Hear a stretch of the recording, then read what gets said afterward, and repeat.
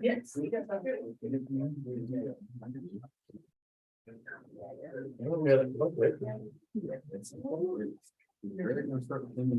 Wow, look at how I'm sitting when I'm trying to Yes, say he is. We conversed I about just that went, last. I go over to Ginger and let her do like 15 minutes on my shoulders because We probably need to make her make an appearance. She's working on it. I met her yet. Funny story, she is an old minority sister of my wife's. Oh, wow. Before she partnered with Greg, she asked her like about Calvert. She didn't even know. Somehow I think that she'll be able to get a conversation through faster. I don't know that for a fact. We're live. Okay, folks. Let's call this meeting to order with the Pledge of Allegiance. Miss Glenda's going to run us through the pledge real quick. Right. I pledge allegiance to the flag of the United States of America, and to the republic for which it stands, one nation, under God, indivisible, with liberty and justice for all.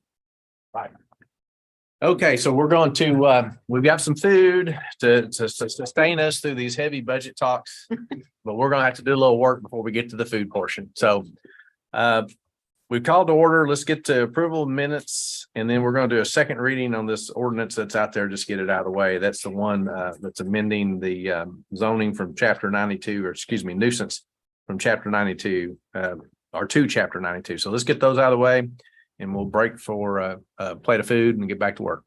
Okay. So Make a motion to approve the minutes. got a motion? We have a second. Second. Got a second. All in favor? Aye. Okay. Got that knocked out. Now we're going to consider the second reading of ordinance 2023. Are you ready, John? Yeah. 2023-03. Ordinance number 23-03, ordinance amending chapter 92 and repealing that chapter 95 of the Calvert City Code of Ordinances relating to the abatement of nuisances. Whereas the protocols and procedures of the United States Postal Service have changed in recent years, causing local mail delivery to potentially take 3 to 4 days longer than in 2017 at the time of the enactment of chapter 92 of the Calvert City Code of Ordinances. And whereas the Calvert City, or where the city council has determined that the time for remedy or requesting a hearing pursuant to 92.03 and 92.04 for violations not involving dilapidated buildings and structures should be lengthened by 1 week in order to provide sufficient notice to persons being notified of such violations. And whereas chapter 95 of the Calvert City Code of Ordinances is both redundant and conflicting in as much as chapter 92 of the code addresses the abatement of nuisances in the city and establishes a comprehensive procedure therefore. Now therefore be ordained by the city of Calvert, City, Commonwealth, Kentucky, that chapter 95 of the Calvert City Code of Ordinances is hereby repealed in its entirety, and chapter 92, 92.03 and 92.04 of the Calvert City Code of Ordinances are amended as follows. If you'll notice that both of them just go from 7 days to 14 days on the notice. And that is the change, no other changes. Okay. Any questions or comments? No? Nope. Make a motion so to, we need a motion to, I'll make a motion to approve. Second. yeah, to adopt, right? Chris, okay. Councilman Babcock, Yes. Councilman Howard, Yes. Councilman Hale is absent, Councilman Rao, Yes. Councilman Harrington, Yes. Councilman Stokes. Yes. Okay, so it is adopted. Okay.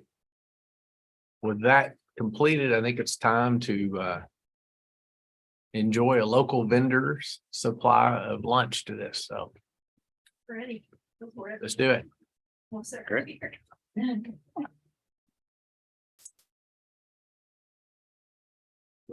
Do we, Started the fridge and. do we pause the Zoom, or do we let people watch us see it online, or what do we do?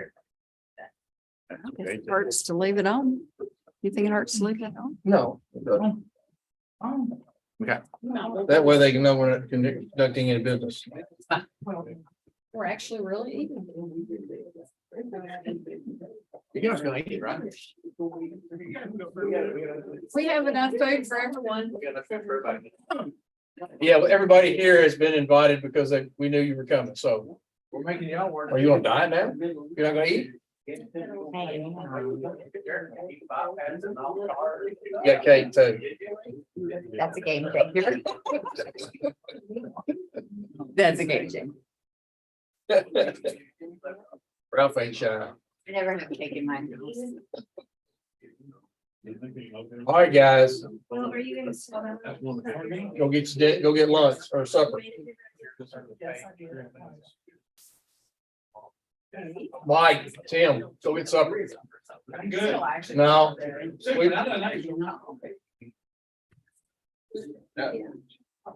Good night. What?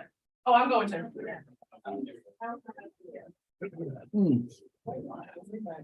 Tim? Other Tim. Oh, that looks like it's a good healthy meal. Good. It's really good. How long are you working out now in the evenings? You work out every day or just every other? How you It's do? usually in the mornings before work. I Is usually it? like, yeah. But you know, Every just- day or just certain days of the week or what? Look at this kid. I try to. I try We to. bet you him. Hey, it's just like, I mean, he's Christie's age. He I got- graduated with Christie. There's a word for that too. So don't do it. Uh-huh. In the mornings he gets up, because he tells me, he said, Mom, I'll set your ring off probably because I'll end up Yeah. walking around behind the house. He goes over to the shop. Does he have stuff out there of his own? He Like his own does. little. You know, Scott's one of those, likes to, like, I know we're live, I'm thinking about all this talking. Do a sledgehammer on a big tire or flip a huge tire Yeah. or drag something. What, did he do CrossFit? No. Well, that's kind of. He did, Kara did Oh, CrossFit. yeah. Kara was CrossFit queen, you Yeah. know, but now Scott does more He fit strong right man in. stuff. He really does. That kid doesn't know how strong. That's real, that's like real strength, yeah. Cause you know, he'll pick me up or something. Yeah. Yeah. He loves to grab Christie. Mhm. That's it. They, I didn't see them on Sunday, but we were. You have to work with the crew today, huh? They Huh? made an announcement. Work with the They crew today? Officially joined up there. Little bit, Yeah, They really, little bit. yeah, we've been going there. you know, we came for a list baptism. Yeah. And then I'm planning on bringing. That helps with you business. Mhm. Yeah, they do it really great. They do, I. Yeah, it's really good. Darren's supposed to be up there, but he didn't show. We're, I guess if you want to be call it official. He's got a lot on this, not a lot. Good night. And we like it, and then for real. But Sarah's aunt goes out there, her aunt Holly goes out there. Got a lot of Ashland guys. So we go out there. It's going, it's going. And And that's. they- You know, really, Kevin, I've been off for a week. I was backed up bad today. They asked me to work over it, what I really needed to be. there, it's like, you know, Even Benny's. I was 12, I'm about it's like. 18 samples deep right now, and I died. Bad shape. Versus Yeah. pretty much anywhere else, you're not. That's what Benny's. Yep. I took up I know. Thursday and Friday. That's what I said, I hate to not go. in town. I covered it. When they have really good kids programs. It's better for kids probably too. What are you gonna do? Yeah. We took the boys down to Orange Beach last week, so I was off all last week, and then we're off, you know, Monday was the holiday, and then I've come back. I had worked so hard trying to get everything ready. I'm gonna before I blame it on left, you. and That's fine. now it's just. So this is your crazy. idea? For the meal? Do what now? Was the meal your idea, like what we got? No, actually. Blair. I'll blame it on Blair. I love bread. Bread. Oh, you and me both. That's kind The of. best, that, yeah, that and corn dogs for some reason. I love corn dogs. I'm with you. What I've got you there, I'm with you. Now have you started? Yes, I'm doing both jobs right now. I'm about to pull my hair out. My emails are, you know, I used to have just like 90 emails over a weekend and it's just, right now it's just too much.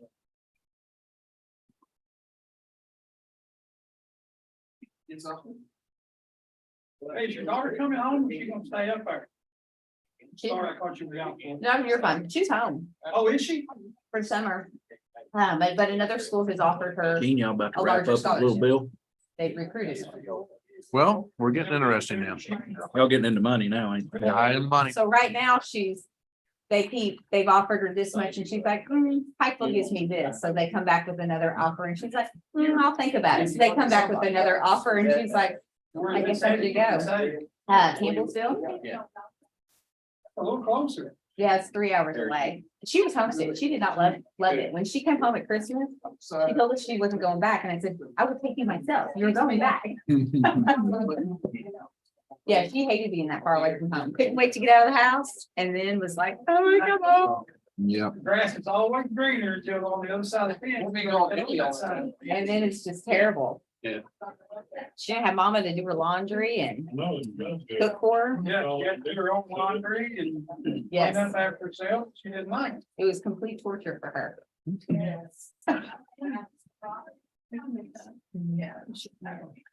Well, right now she's weighing her odds. She may go to a different school.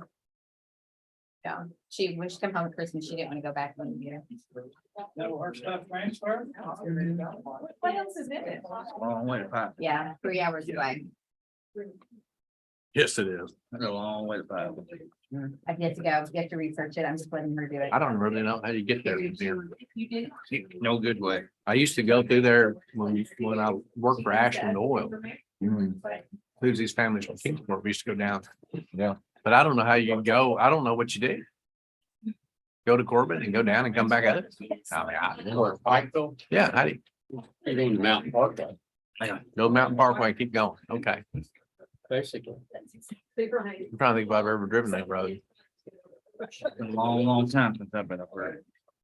I was been at Pikeville in the middle of April. And this past weekend, I was in Pineville. Okay. You've probably been through there because of Oh, yeah. coming and going through East Tennessee. Yep. So when I was a student at Lexington, I used to go through there all the time. You go down 75, hit Corbin, cut through. Now it's no fun. You don't have to go across Cumberland Gap anymore. You just zip through it. It used to be, that was quite the treat, up and down. I think it probably took 30 minutes off. I mean, I don't know technically what they say it is. Go through the tunnel. Yeah. How long has that been? Uh, I think for a long time, but I didn't know. it wasn't there when I was making the trip in the 80s. It looks like it's been there a while. But it's pretty on top. Have you ever gone up? I mean, Pine Mountain is pretty. You've seen the boulder with a chain probably. Yeah, You ever play golf over there? I played there this, I've never been up there. that Pine Mountain State Park golf, Wasiota Winds or something like What's that. Wins is the name of it. I never played there. Yeah, it's a nice course. I figured your son probably played there in a tournament or something. No, the golf tournaments, they stay real close to Louisville, Lexington and up there. Cause you get that far east, as far west, they don't have a lot, you don't. Their participation numbers drop way down. Like they had one a month ago at the Country Club. And probably his age division or what, probably 25 kids in his age division. Guide trip that they take every year. What's a bigger one? What's a normal? So I get to do They'll all have the 80, yummy healthy stuff. 100. I talked to the bass tournament a bunch. I had my brother's call. Didn't talk to him this year. It didn't make the schedule, but last year I talked to him. Said, welcome down there to the western part of the state. I know y'all think it's a long drive, but we make it for everything. So we're glad to see you. I really haven't taken vacation on. Don't ask me to apologize. It would. Yeah, it's different when they're forced to come. I tried. I think you at least just take one. They tried to take that too years ago. Oh, yeah.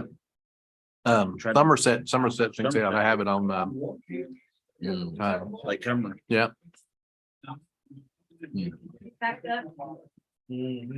Yes. Lots of tears. That'd be the Stropper division, had the Stropper division, high school Stropper division. Come on. That's right. Tell Yeah, they had me just bawling. And then the kids were crying. And I was like, Do I? We make bottled water history. it is sweet. Makes you realize People that don't know what- we're in the right. They don't understand what they're getting with bottled water. What they're not getting. I grabbed it out of the fridge. What am I not getting? Oh, ask them. Don't ask me, we're eating. Tim will take it. He'll give you the test results. Yeah. Quality product.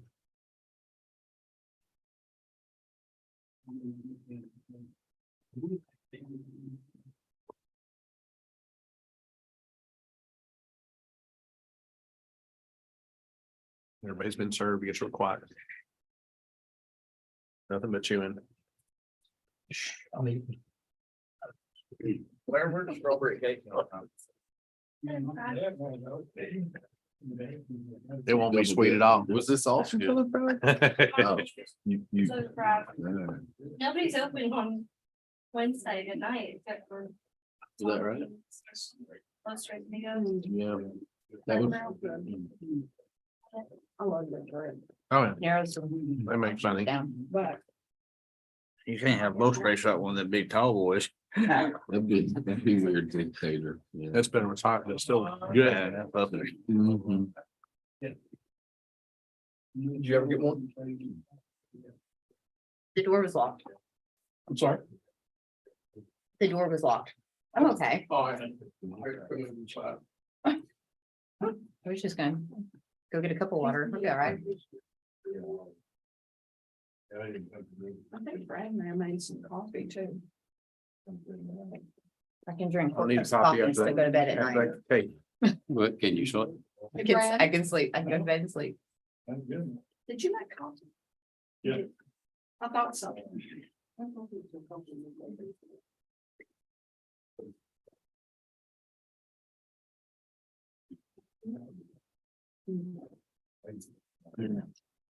You didn't have to do that. Thank you.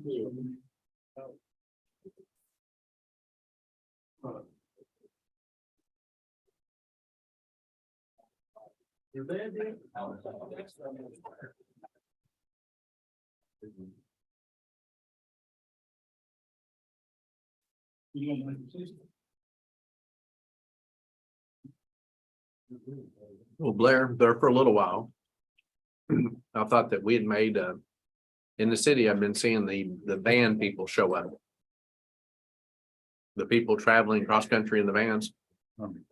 The Rams and the Sprinters and those kinds of things. The Mercedes. I like the Those- Mercedes van. Yeah. But we've been, when we walk, we've been seeing quite a few vans. Kind of doing the day camping thing and, tossing a little frisbee or. So I figure that we've got some kind of a shout out on some bulletin board or some website. But we were seeing very specifically that particular thing. And we've They might seen, just take out disc golf courses. They seek down, look out for parks or great. Yeah. But we're getting a lot of hits. I think Old Park hit 10,000 views. Like 2 or 3 weeks ago. I mean, it wasn't registered.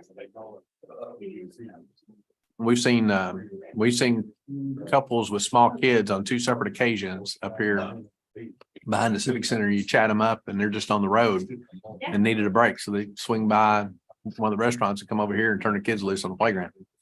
Like, how'd you find out about it? We go to places. What they say? That's what they said. They just Google a place to stop. Yeah.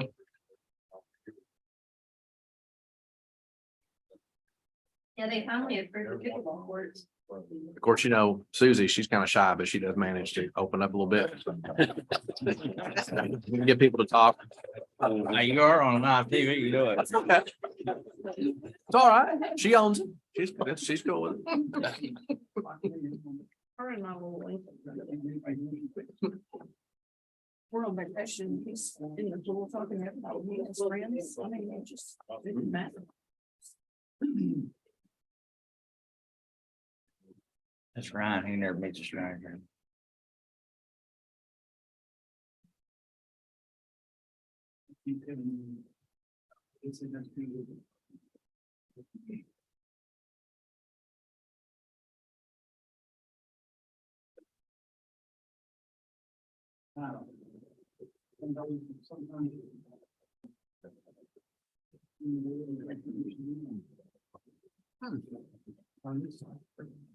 Last week was a good week to have off, Kevin.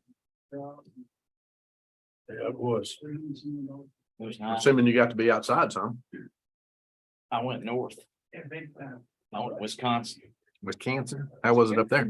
It was nice up there. We got up there and it was, that night, we left here and it was 80, we got up there and it was 45. But then the next day it worked up, it stayed nice the whole time to get cool in the evenings. It was nice. You be at the board meeting at 6. Seen my buddy there, Mr. B wrong, But Wendy's not gonna be there either, so. I think old he's Calvert City boy. I know, I saw that. She was real happy about it. Who? Like sarcastically, or was she I really? don't think I know him. Sarcastic. He grew up on Cypress Street.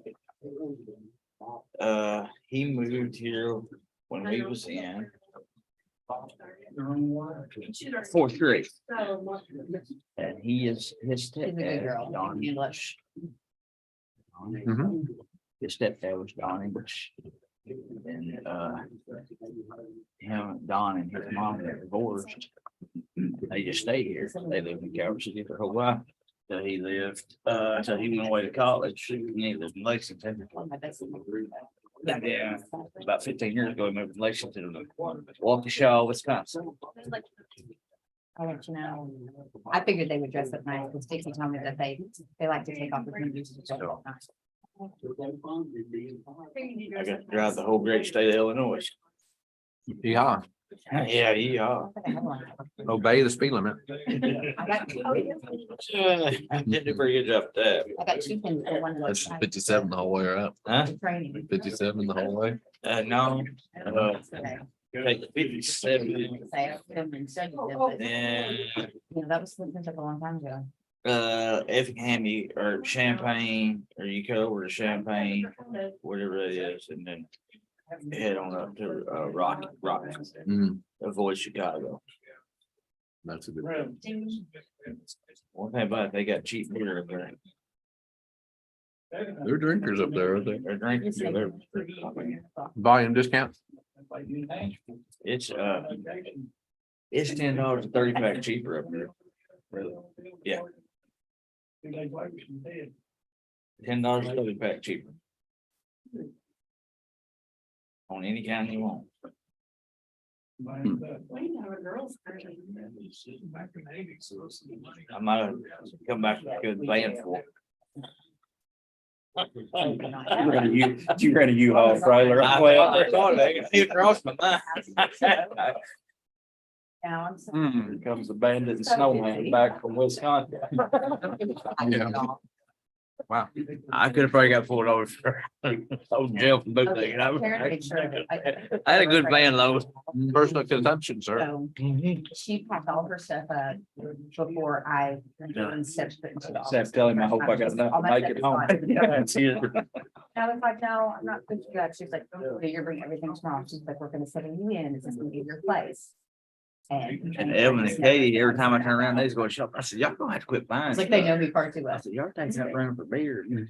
So, it had, and I'm gonna miss her. I mean, she's very quick to do.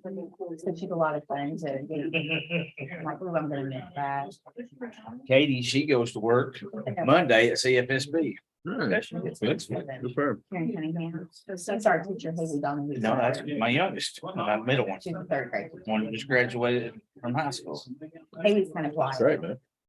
She's gonna work there part-time while she goes to school and stuff like that. She's very Josh Donahue. Winnie's I think Winnie gets her Wednesday, she's gonna start training with Winnie. All right. She's gonna be in the window. I'll see if she's in the window. Oh, what she's gonna be, she's gonna be down there. She gotta go to Benton for a couple of days. They said they're gonna move her to Calvert. Where's she going to school? West Kentucky. That's a great place. It's very, yes. Sarah's gonna come out there, Sarah and Jason gonna come out there with a full RN. Whatever. Yeah. Katie, she's going to go into the business side of things.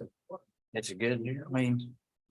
Come out there, you live at home, it ain't gonna cost nothing. Sarah did her engineering degree. To me, it was you kind of is her engineer, very thankful. Everybody get together. I told Katie we're taking her to New York. She's gonna hit the runway. Oh, she'd go in a heartbeat. She got to fly, she went with some moms and her girlfriends to Florida. Fortunately, we went to Wisconsin, and so she got to fly to Wisconsin by herself. Oh, oh, So good for her. but she's my free spirited child. She may be going, in 2 years. I don't know. You can't ever tell by her. She's always been my free spirited.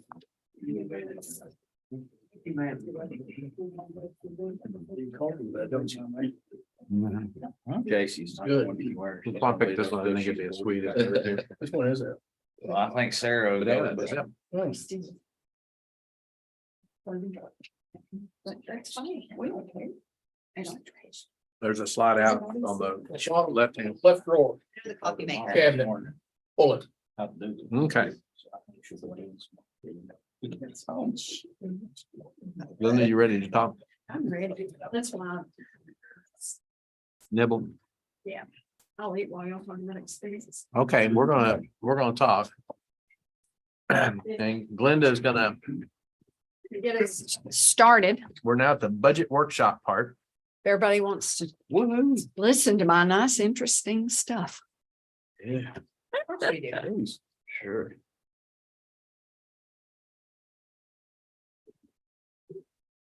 So Did we? Yeah, we did put page numbers. where are we going? So in a minute, I'll be on page 4 is where we'll be.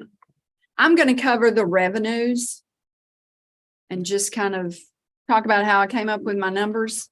And then John will kind of take it then with all the expenses. So you bring in the money and John. And John blows spends it. spending it. How's that? Sounds about right. How's that work? Okay. Okay, I made me some notes just because you think about things, but then you forget it, so. Anyway, our general revenues, that's just with the general fund. In 2022-23, we estimate them to end higher than budgeted by about 950,000, which that's good. 300,000 of that is like in airport grants. 100,000 was in payroll tax.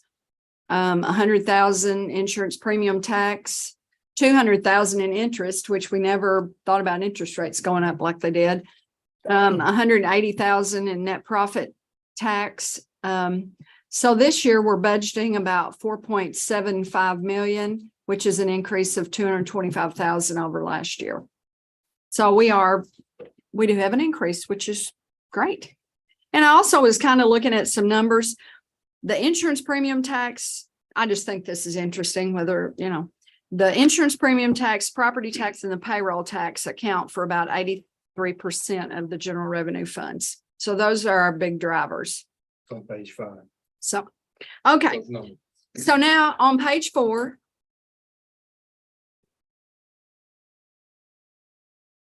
No, it's page 5. You're right, John.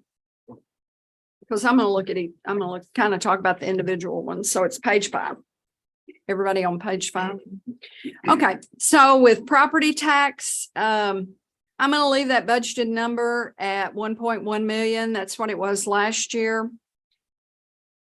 At the present time, we have about 38,000 that we have not collected for 2022. So we've collected about 97.8% or 1.2 million. And I spoke with Tony Henson with PVA. He said that he revalued all the property or reassessed it in last year in Calvert. So he said numbers should pretty well stay the same next year. So our only increase would be like in new construction, new property. So I felt like we should leave it at the 1.1 million.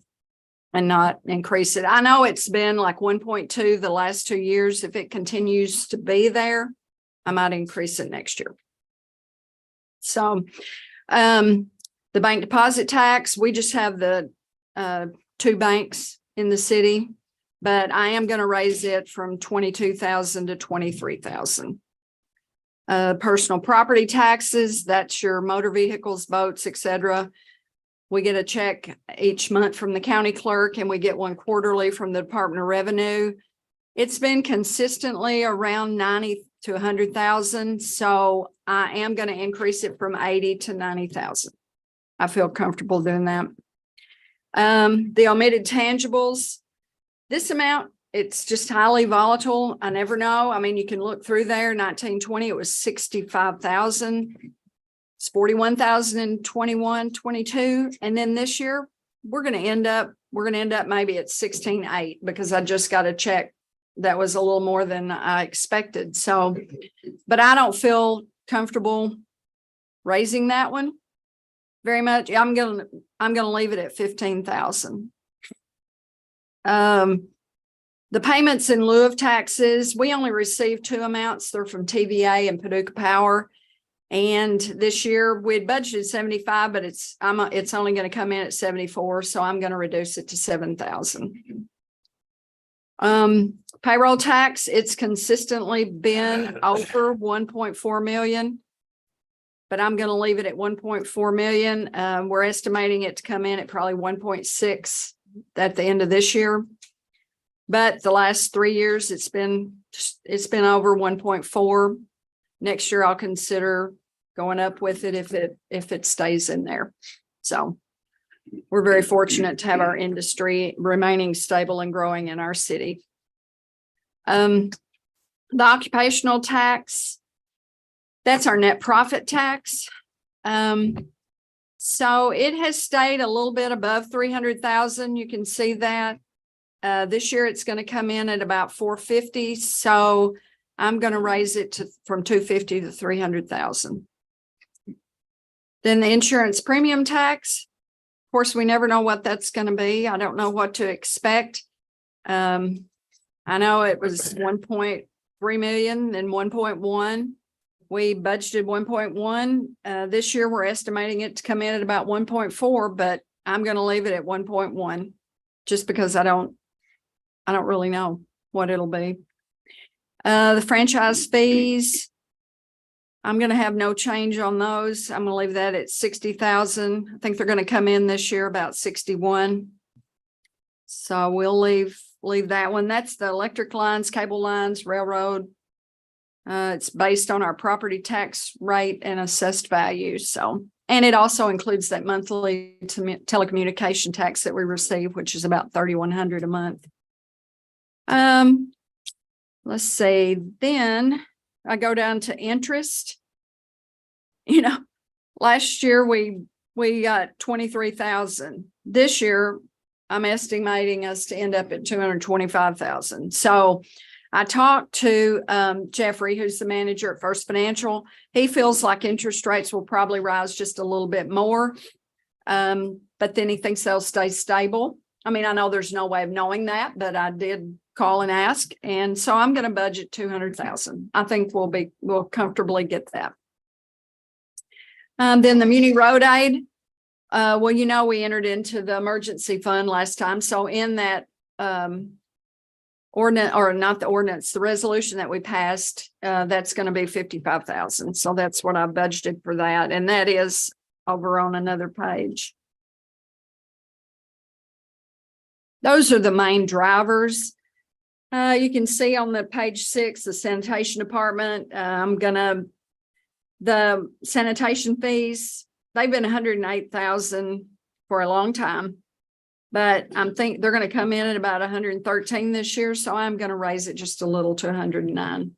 I'll let you know that we haven't adjusted anything yet, but I do know that we've received a letter from Waste Pat that said that the tipping or the per ton rate is going up. So you haven't had a chance to look at that. So anyway, I didn't put anything in my notes about the airport, but we'll get the 100, that's on page 7 at the top. We'll get the 150,000, right? $150,000 grant. FAA. Yeah.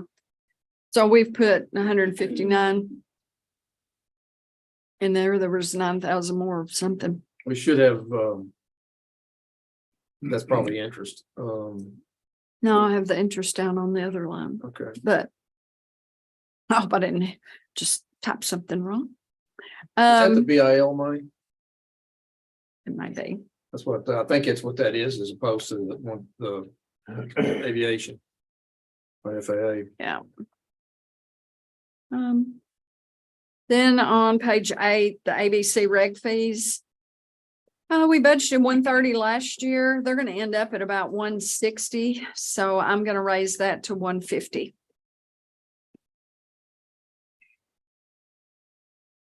So that kind of covers all the revenues. I wanted to kind of talk about the expenses before John gets started. Just a little synopsis here. I always think about the personnel costs being such a big part of our budget. And so I researched that and I found out that municipal governments average about 40% of tax dollars for wages and 70% for wages and benefits. So I looked at ours. I took our total wages, divided them by our total revenues, and we're right at 40%. So we are right on target, right in the average. And then with our benefits, we are at just 60.8%. So we're below the average on that. So we're right with, we're a service industry, so. Benchmarks 40 and 70. Mhm. Which would For be- the average, yeah, Okay, and we're at 40 and 68. 60.8, yeah, Or 61. with total wages plus benefits. But, divided by total revenues. Anyway, I just thought that was interesting. So anyway, with our personnel costs this year, what we have factored in, the COLA is 6.5%. So that's what we factored in.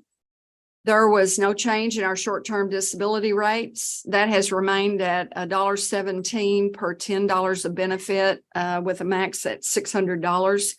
It's been that way for the last several years. Our unemployment rate went down from 0.194% to 0.121%. The retirement changed. It went down.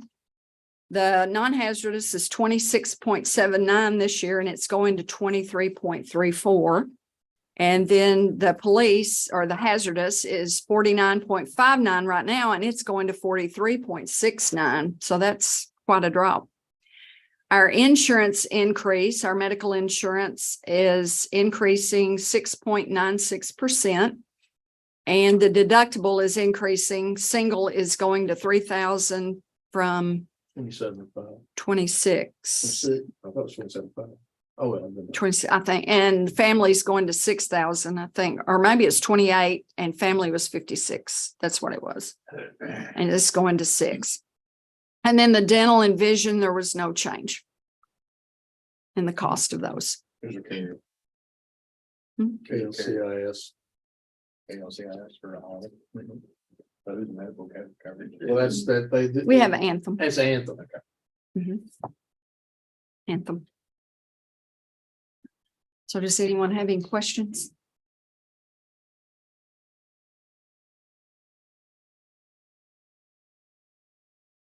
Retirement's come out of has dropped out of that 12% increase that we're doing every year. For a while to try to get it caught back up to that, get us up to that 80% mark or better. And so they finally gotten to a point where they pulled that back. And so that's part of the reason for the reduction on the retirement percentages right now. So we're coming out of that. We're on the top end of that one. So that crisis has kind of cooled off. Yeah. Well, we've actually been trying to catch up and they've got us through that. I'm not gonna say they continue to come back up some more, but at this point, there may be some relief with the interest rates coming up the way they are. So.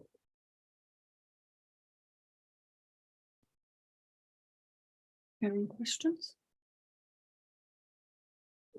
Good information. Good information. Good while we're at the 50,000 foot view, that getting good part of it. I like it. Anybody got any questions at all? All right, that kind of sets the basis for some stuff moving forward in the next part of this.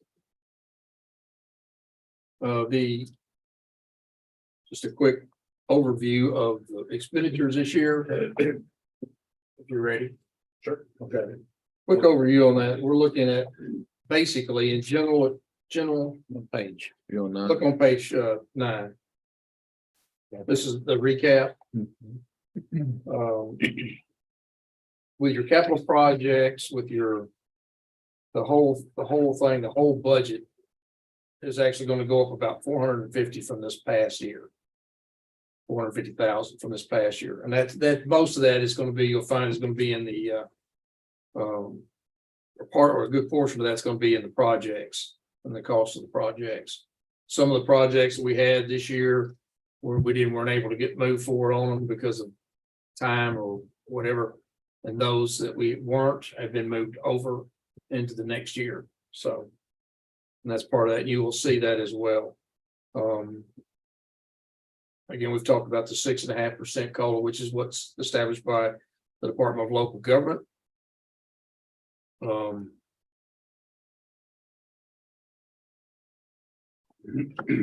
So. At the, and the. We.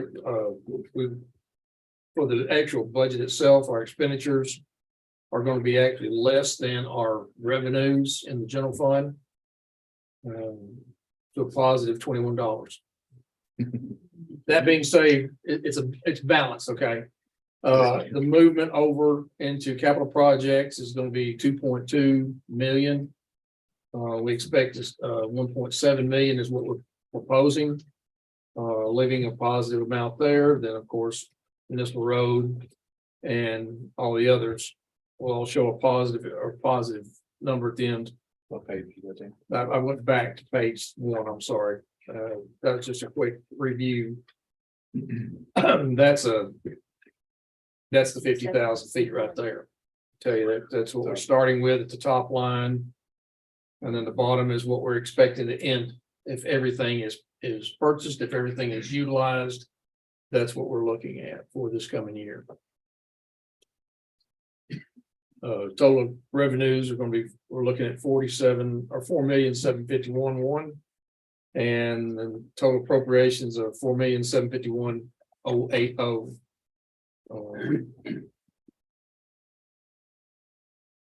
So this is not showing red on any of the bottom lines, and that's what I wanted. I was hoping we could pull, get that through.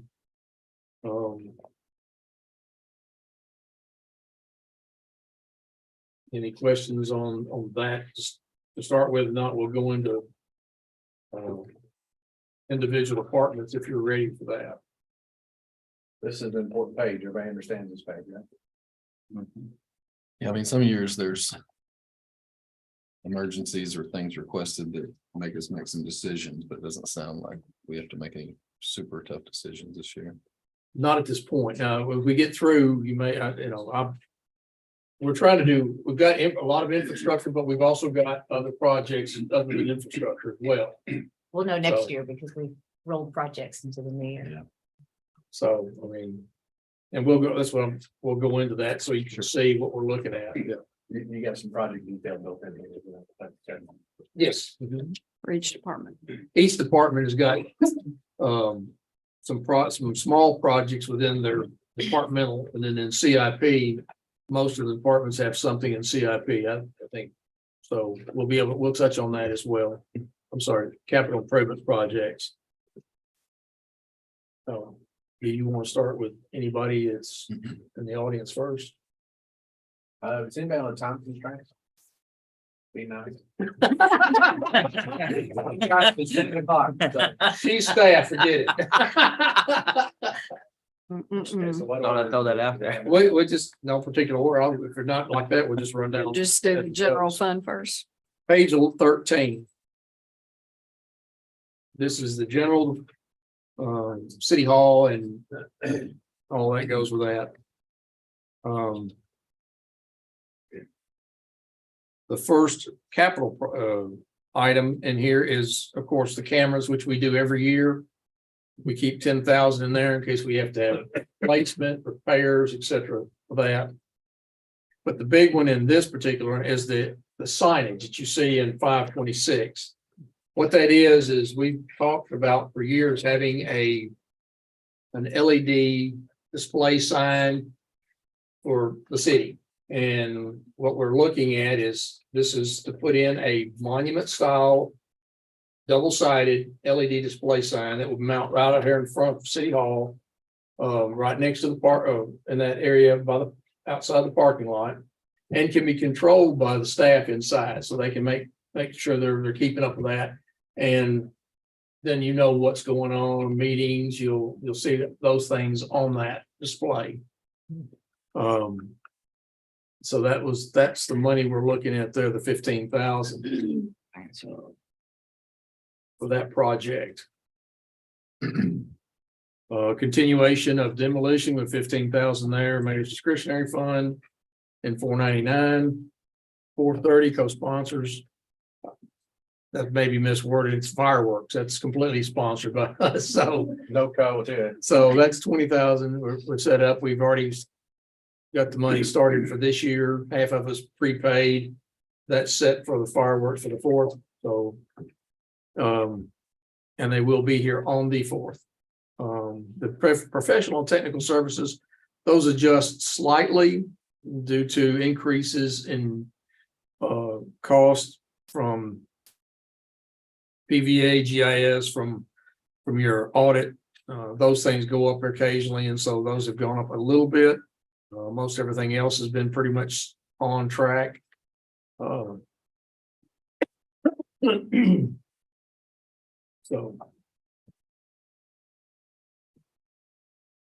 Then if you want to shift real quick on in our CIP is on page 52. You may want to bookmark that one. Yeah. All right. City Hall, we're looking at to finish the parking lot back here. We want to widen it a little more, make it a straight line. Since we now have the property, we can do that. So it's taking out a little more earth, putting in more dense grade, paving it. We've got some lights and maybe adding a couple more lights so that we have a parking lot that works not only for City Hall, but also works for the parks as well. And I know we've always had trouble with parking, so. We're looking at 120 for that project. And then for City Hall itself, one of the things we've had a lot of problem with all the wind is the doors. Our doors, when you unlock them, have no latch. It just swings and slams. There's nothing there to hold it in place. So the wind would literally just blow the doors open and slam them against the wall. So, and we've been wanting to do this for a while, but we actually went in there and got some pricing to replace all of our exterior doors, the glass ones, with the same similar style glass framing, but it would have a latch and a panic bar. So we can keep the doors locked if we need to, and someone's working in here, so they're still safe after hours. But all they have to do to get out is push the panic door and right on out they go. Of course, and then they unlock pretty much like the doors you see at the Civic Center. A lot like that. And so that's replacing everything. That's a complete side lights, transom doors, and all. How many pairs? How many sets? You're talking about the two big ones, one up here, one in front of the chief's office in the lobby. Then you're talking about the entrance to the police station, the entrance to the training center. And there's 4 of them. And then you've got the 2 metal doors, which would be just basically a retrofit. It puts the door, the panic bar on those in the back. One's in the old fire hose room, and the other one's going out, isn't it? No, just one out there, isn't it? Here. Oh, yeah, on the back. Station. Yeah, the fire Yeah, it's station. just one door. Okay, so there's just, one metal door, and you have four sets of the glass doors to replace. And that's the quote. May I ask a question? Sure. Is that still gonna work with our keypad? Yeah, it's a lock set up. I mean, you'll be able to push to go out without the keypad, but to come in, you still have to have a way in. It's gonna latch, yeah, you can still use the keypad. So that was the 40,000 and 530 in the buildings. So just, those are the items that we're looking for as far as City Hall goes to upgrade some things there. John, what's under land improvements when it says cap fund match? That sounds like a revenue rather than an expense. No, it's our match, it's our cost. Okay, so. That's it's part of a that's the project. multi-use trail. Okay, That's what it is. okay, That's our portion of the multi-use trail. okay. So we've gotten, The I one that wasn't you going there were- yet, but since you've already opened that door. Yeah, That's Since you opened that door, let me finish. what year is it? So we've got all the deeds and the right of ways purchased. We got that done, just finished it. So we're waiting on permission at this point to actually proceed with construction. There's stakes out there. So that's where we're at. Yeah. We're waiting for permission to proceed with bids for construction. So that and then the wayfinding grant, that's our share of the cost of. Wayfinding that is 100% ours. Okay, That's 'Cause $50,000 to. for the wayfinding wayfinding signs. We don't have a grant for wayfinding. That signs. grant down there is $100,000. From the last, Yeah, that grant there is that 100,000 for the generator. okay. That's carryover from generator. Yeah, Remind me of the split on the tap. What our percent, what is that? 20. 20. Theirs was 440,000, ours was 137.5, I believe it was. Is that right? Something like that. I did get 30,000, a little over 30,000 of that money, I think, and Ralph started all of this back, it's been We years. almost waited on that money. No, 440,000 is what they're putting in. Right, I'm just saying, 137,000 is what we're putting in, yeah. I said I just got 30,000. For So it's over. engineer, our The total part amount of is some like engineering. 570,000. Oh, exactly. I decided we would never see that money, but we did, saw a little bit. Okay, I'm Okay. sorry. Sorry. You got me excited. General fund, that's all we're discussing in that unless you guys have questions at this point.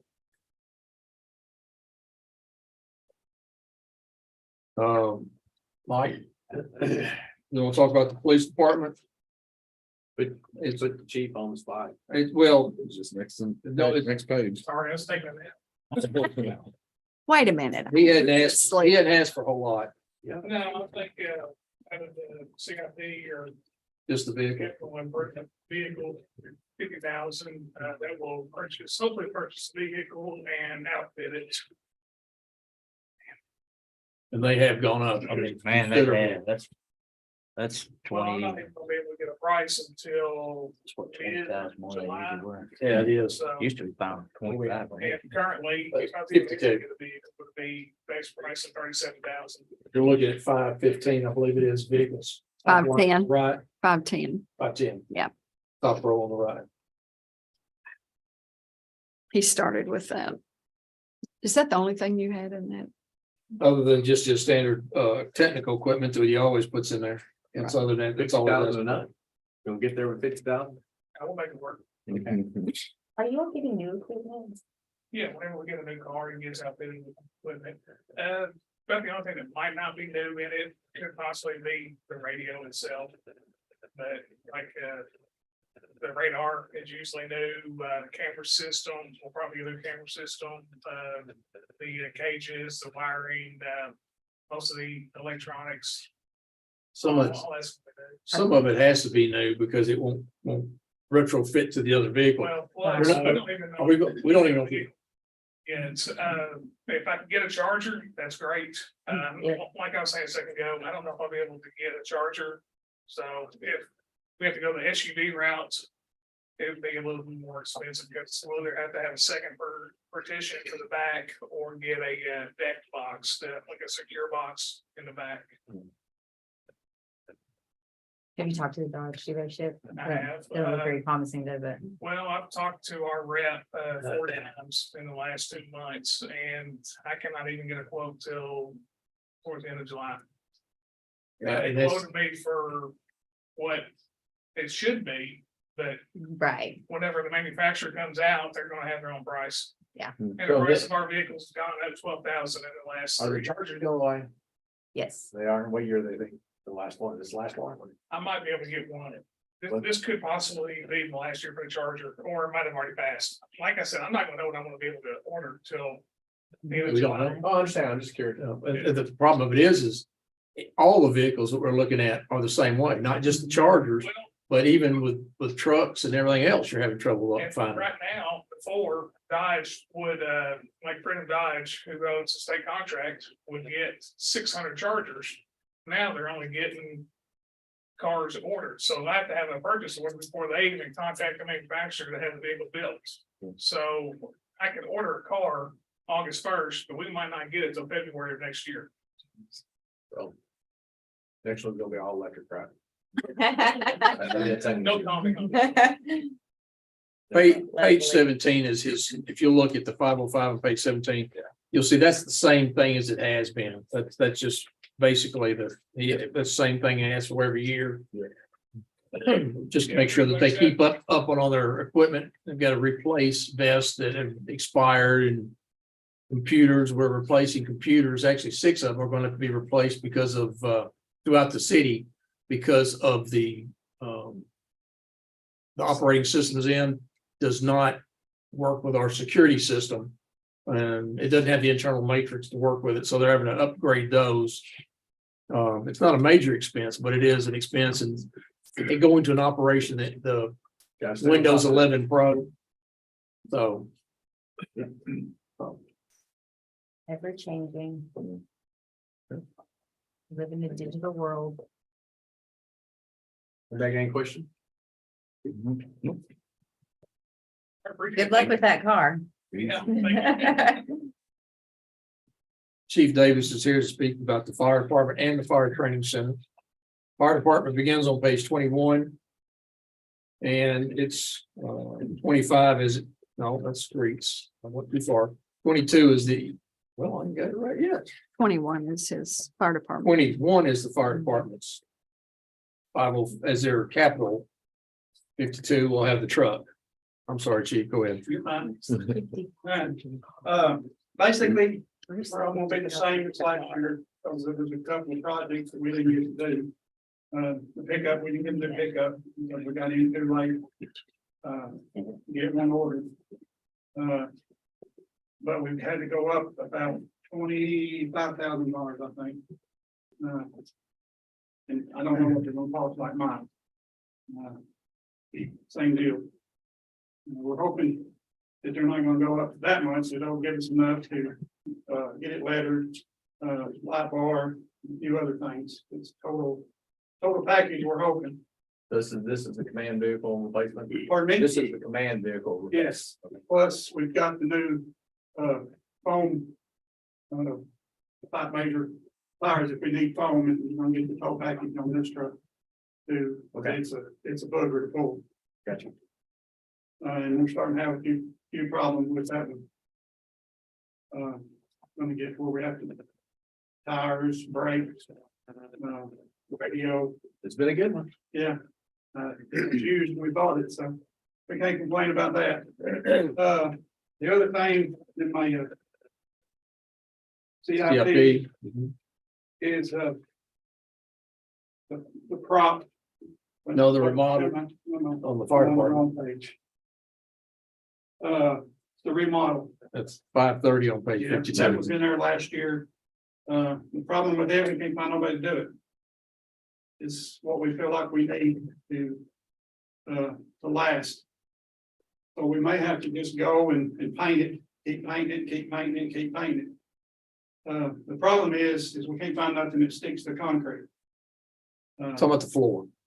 Oh. Yeah. Floor, yeah, I I'm was like, sorry, I do saw the that. expression on your, we're talking about the floor, doing something. This is an epoxy type floor coating. Yeah. We're trying to get that, Mm. right?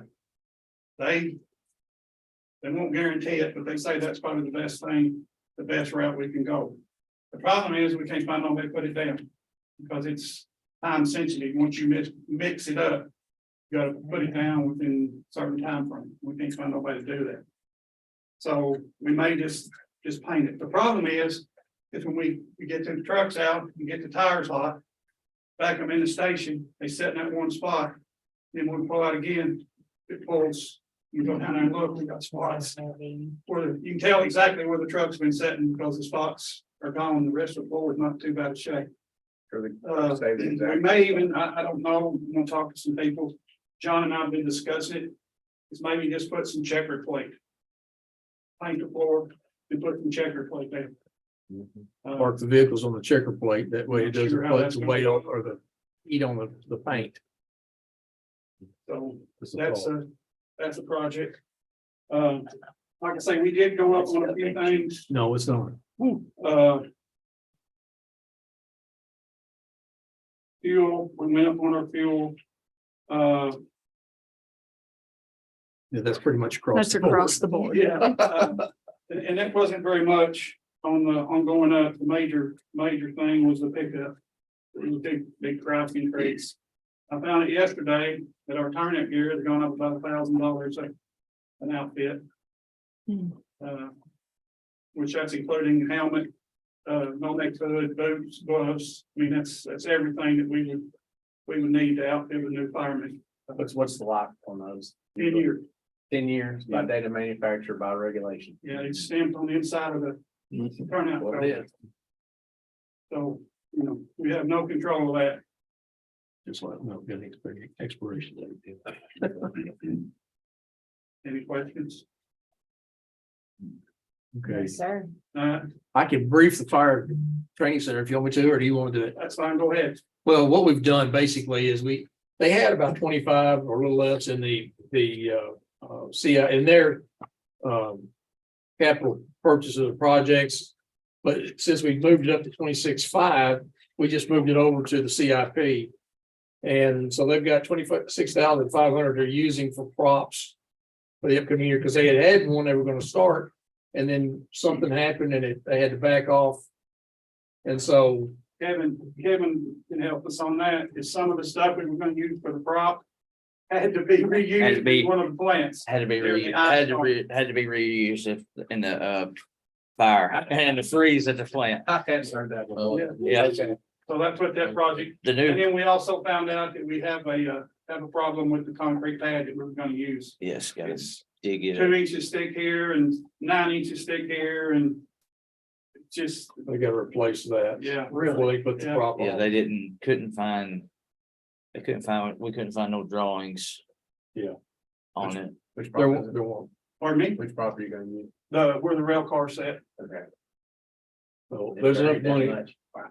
There's enough money in it to get the pad prepped and ready to go, and then if there's something else that appears, or they need money for this prop, then we'll have some money to use towards that. Right, we put money in there in case we have to pay to have it done, but hopefully we're gonna get some assistance from, some outside source.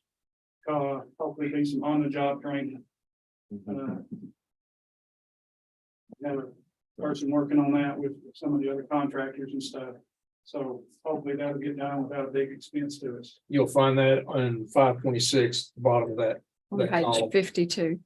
And page 52, yeah. the prop they did complete last year, works really well. Tank car wagons. It's, That was a well-built piece of. That machinery. prop, just to fill you in a little bit, that prop was just, I guess you'd say, put in service or tested, whatever, right before we had fire school last year. And we had instructors from, Lexington, Louisville, some of your major Eastern Kentucky fire departments and stuff. And they were just amazed that we were able to, well, I say, Somebody probably ought to do a magazine article on there.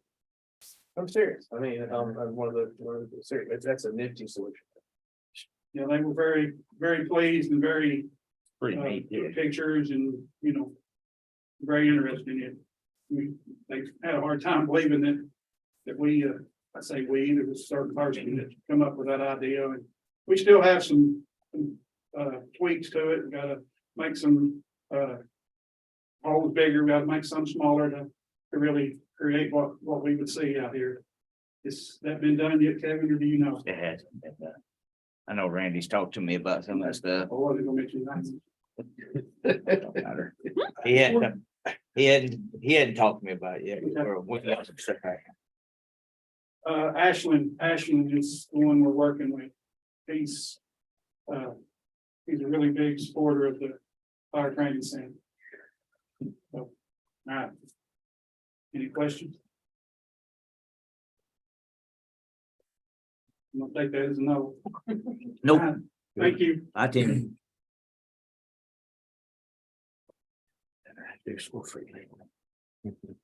Jana, would you like to do next? Okay, cemetery. Page 49 and 52. SNL has the church lady and we don't have the cemetery. I'm beginning to have a reputation for. We're about the same as we were, but I do appreciate all of us, appreciate the council and the mayor's support. All you have to do is look out there and see how great it looks. all you hear is good things, and it does. And I have poison ivy now from my yard, but I used to get it from cleaning the back row of the cemetery, so I'm real proud now. I don't have to do that any longer. On our budget, I don't know what page it is, John. Yeah. That's the quantum, Uh, that where you want to go. Our main thing is, of course, mowing. That's one of the big expenditure. Another thing that we really would love to have would be the software, where we could go from everything being paper onto being in the computer. Nick does an outstanding job, and I mean, he really works hard at it, and he does so much, but when you have everything, and that is, it's all paper. And trying to do the lot, sell the lot, see who has a lot, who doesn't have a lot. I know he gets a lot of calls about that. Trying to locate things, and if we had it all computerized, it would be so much better for him and for all of us. Because a lot of time has been spent on that, and if you could see the old map, you used to roll out, made like in 1950. If we could just get all of that, into a database that we could use. So that's what the big expenditure there is on. That's $20,000. That's quantum, yeah. That's just a particular software. That's a 3 end user that allows 3 people. And then there's like a $1,900 a year annual subscription on it. But it creates a database just like GIS, and actually works with Ezra, or the Ezra software for GIS data. So it creates a map, and each lot will have its own information. When you open it up, you'll be able to tell who owns it, who's buried there, who's representative that can say who can be buried there, all the different things that we go through. Is some portion of that, Sorry. is some portion of that open to the public or researchable from the public, by the public? At this point, I can't say. It's possible. Cause you said It's it had possible. 3 users, 3 end users. 3 end users. Yeah, okay. it would be Nick, and then whoever his backup is, because we want to establish a backup, and then City Hall would have an end user here. And so there's a possibility that could happen, but I want to make sure whatever we do, someone can't get in there and modify it. But it So. would be public information. You didn't Yeah. have to ask. Mhm. It'd be easy to get that information from us. That's the big expenditure. Also, there was the tree trimming in there, which so we always put in there, because you look out there, there's some big old trees. And we saw the big one go down in front with the storm. Unfortunately, there was a huge limb that came down and went right between 2 rows of headstones. And not hit one. So somebody's looking out for us. I guess what happened, I don't know, but that worked out. Other than that, On page 52. That's the Veterans Memorial. oh yeah, that's pretty good. Yeah. I thank Brad and the city guys who put out the crosses for us. Those crosses, I think we've talked about before, were basically started by the VFW. And it's kind of a word of mouth. There was nothing that was filled out. It was just like, oh, so-and-so passed away and they're a veteran, and they did their name on the list and they would do the crosses. Well, of course, they're way out of date, plus they're in bad shape. And we've mulled around ideas for quite a while as to maybe what we would do to honor the veterans who are buried in the cemetery as a permanent monument. That's up close. When you start doing individual things, you're always going to leave somebody out. And we had a database, and we spent quite a few hours Yes. trying to update the names. And I know there are some people that we don't have their names. If people know of someone, and we don't, we really need those names, but not every veteran has to be a marker. So some of the ones do, the ones that don't. If you happen to know someone that knows those people, and so many people buried out there still have family in the city. Some don't, but we were looking at. What you're looking at here is the veterans Right. set of monuments. There's 5 branches of service. And that's what each stone represents a branch of the service and its subsets, whether it be reserve, National Guard or whatever. If it's Air National Guard, it goes under Air Force, et cetera, et cetera. So any veteran, not those killed in action, but any veteran buried out there would be listed. All right, Where the are you gonna put names, this? they'd be on the back of the stone. There's a layout coming. It's Oh. coming, yeah. Sorry. On the back of the stone, would be the names, on the front would be the branch. And in the front would also be in that arch where you see that'd be the flag Yes. there, and then we'd have 4 benches, 2 in the front, 2 in the back. So in the area we're looking at is that little area there, down in the back. So it's a little rectangular little area. If you go in off of the new, off of Fifth Avenue, then turn to the left. Back This there, is- there's a little circle Yeah. area. This is black granite we're talking about. They can come back after once a year. We can have him come back and add names for another fee.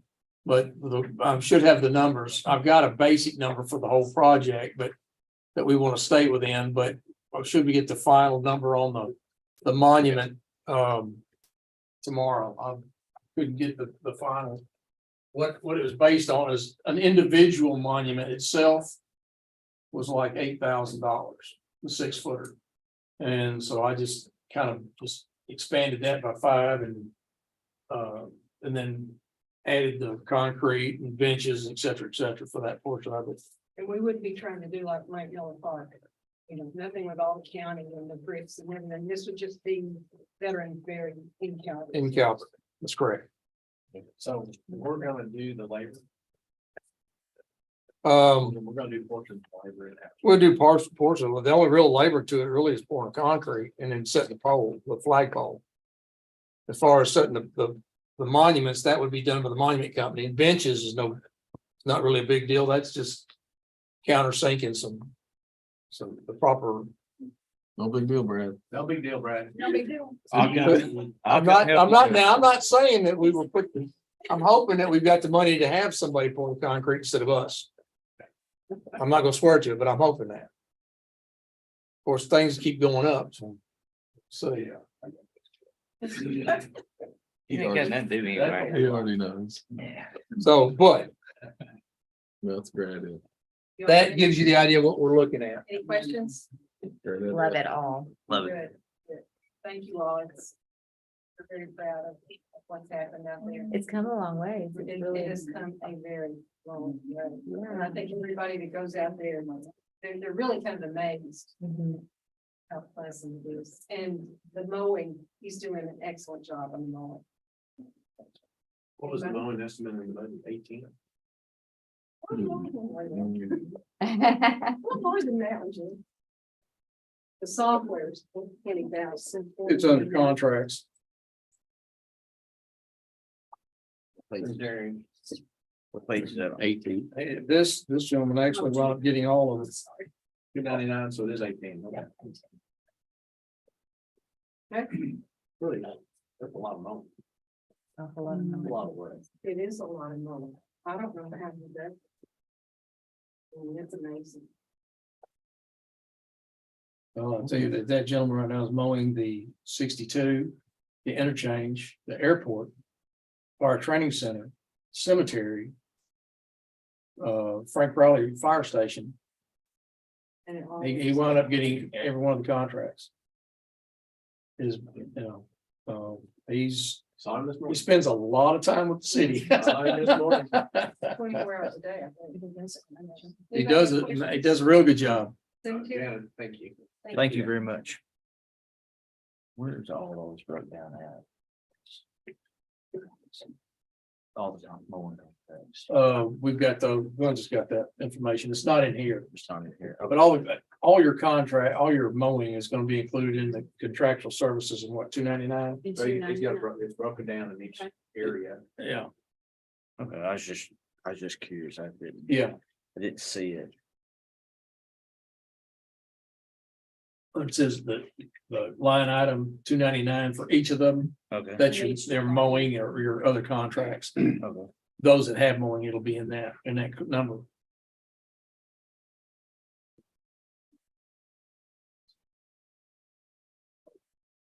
Okay. Mike? Me? Yes, ma'am.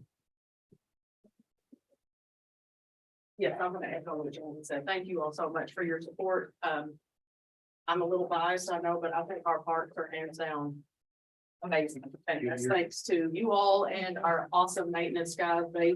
I said from the beginning when I got on this park board that we had to maintain what we put in. And it does no good to put something in if we can't maintain. So we stick to that. And I think our guys do such a great job. Page 37 and page 52 for parks. Okay, the first couple of things, just the main stuff, the field mix for the fields out here, the ZTR mower. The chair rack, you want to explain that? I mean, that's. only That's $2,000, actually for but- the some chairs down at the Civic Center. Civic Center. We The actually other hang thing- the chairs on racks, and that's what that's for. Okay, trash cans, just extra ones for around the city. The Bigger ones. waste receptacles are for down here at the park at the entrances and stuff where when people are leaving. We put in trash cans that'll match the area, whether they're the Do More style down at Memorial Park or whether they're the more I don't know, the brighter ones that you see over in the sports park. But that's $8,000 for more trash can waste receptacles. We've had some requests for more, so. Okay, and then, let's see, lights for Memorial Park. These will be, 2 or 6 pole lights that will, replace. There's a couple that are broken, correct? That we're Yeah, replacing those. We've got some, but we're gonna, this is to replace one that got knocked out with a storm. Another one is to actually, add, one over on the other side, on the east side, and then a backup. And banners, these will be for the Christmas winter. We already, in this budget, have ordered the ones that should be, they're ordered now, so they should be in before long. It's gonna be so nice for all the light poles down there for the banner for Memorial Park. And then patio umbrellas for the splash pad for the fountain. I wish Nita was here to hear that. But we're gonna have 6 umbrellas that can be taken down, put up. We're hoping it's not gonna take away from the aesthetic of the splash pad or the fountain, because that's what it was for originally, the Memorial Park fountain. And so we think these will just blend in and not be a huge, we didn't want it to be like a beach umbrella or anything like that.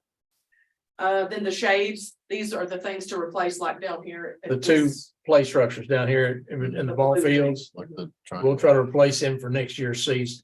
That's what that's for. Because those have lasted a long time. I couldn't 15 believe it. years. You said Those are 15 years. 15 years old. It doesn't seem that long. It doesn't seem that long. But because they take them down. We they don't gotta leave go. them up, so Yeah. that matters. So I've taken them down in the winter time. They actually last all. Okay, moving on down, feel old. The Civic Center sign, this would be a nice sign for the side of the building. This isn't out front, right? It's on the side of the building. It's on the side, It'll be it's on the something that building, would yeah. look Nice with the Yeah. aesthetic of the building, so. About that. Then our capital improvement projects. The big one is the bathrooms that would be near the pickleball court. And I don't know the details of that. John, you want to explain that a little more in detail? Well, that's actually 3 stalls on each side. It's a pitch roof, it's got heat and air. It's not air conditioning, but we do have ventilation for summertime. It's got a windbreak. We're looking at putting it in the triangle area just north of the parking area by the skate park. The triangular area that runs on the west side of the walking trail. And it would fit right in there, and it's not a waste of time, waste of the area, so it's still close to everything. So that's what we're looking at placing that one. The next thing is, You got we're, questions? Yeah, I was kind Well, of hoping we go could, ahead and interrupt. Go ahead. I was hoping we could add in some signs for Calvert City Elementary Park. No dogs allowed. Well, that's a. Oh, maintenance sign. that's a We can maintenance. do sign, that? yeah. Yeah, that's a maintenance Okay. sign. That's not a budgetary item for this. Yeah. We can take that out out of maintenance. Okay, good deal. the next thing is, two plank black vinyl fence that would be out here to block the entrance of, John has an example there. To block the entrance of Doctor's Park, because people are driving around the boulders and the gate, still Basically, drive down in there. basically, Doctor's Park down here in the parking lot main area. The west side between the pavilion and the parking, and then the north side between field 3 and the parking, people are driving around. We lock the gate, try to keep the vehicles out, and they just keep going around it, so. Brad's requesting that we put fence up, some sort of decorative fence, to keep the vehicles out of that area. And so this is what we're looking at, you're talking about 1,100 feet of this. So, I think it would look nice. but it'll match the rest of the fencing style and throughout the city. And then the last thing is Memorial Park infrastructure. That is just a water and electrical work for the east side of Memorial Park. We're hoping to pave in the future, so we're hoping to get that work done, to add more lights and the water fountains and stuff eventually over on the east side there of the Memorial Park. Any questions? Well, that's we talked about parks and expanding things. I mean, the bathroom expansion, that's a pretty mighty price, but it's one of these things we expect to have a long life. Well, and it's mean, you more than like they use that area for whatever age soccer, and there's no The facilities kids on there. soccer, you got Just people using the park or the playground in general. yeah. You got 350 people coming in to play pickleball in June. What's Don't that? think it's gonna be done. No, he's not gonna be We're done. not gonna catch this one. Maybe we'll catch the second annual. Yeah, Yeah, but- bigger and better. But But I I mean- was down here at the park last night watching t-ball, and there was a line for those bathrooms waiting outside, Yeah, I mean, there's it'll be always a need, used. but up there definitely, I think there's a need. Oh, Any questions? Thank you.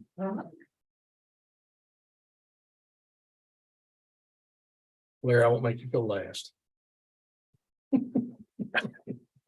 It's like the distinction for someone else. Guys get all my money down there. They make it good bucks. 33. Something has gotten. Yep. Like my eyes are on fire for some reason. Oh, no. Some kind of allergies going on out there. I'm just gonna, I mean, nothing really has changed from last year, really. I do want to highlight a couple of the events and sponsorships. We did put the golf tournament in there, 33. for, That's cool. yeah, the golf for the high school tournament. So we'll be doing fishing, mountain biking, and golfing. Those 3 tournaments will be sponsored. Hot air balloon festival. Yep, that's the next one I was gonna talk about. I added that one in there. Elena had put money in her budget with the tourism. So we actually would split that cost. Okay. It would be 10 balloons. That would be here all weekend, Friday, Saturday, Sunday. Friday would be a stationary day called a glow night where they just sit and glow, and it looks really cool and play music to it. And then on Saturday, they would fly, and on Sunday, there would be an opportunity to fly in them, to ride in them. So, yeah, it would be awesome. This is gonna be Like great. here, like in the park. or- At the airport. Oh, yeah. Yeah, so it will be an airport event. Well, it's half of it, 10's half of it. 10 is half of it. Okay. That's for 10 balloons. That's the only addition. Those 2 are the only addition from last year's events. And I mean, I think it would be awesome. It's awesome to, Elena kind of, for the county, kind of working together on this and bringing something.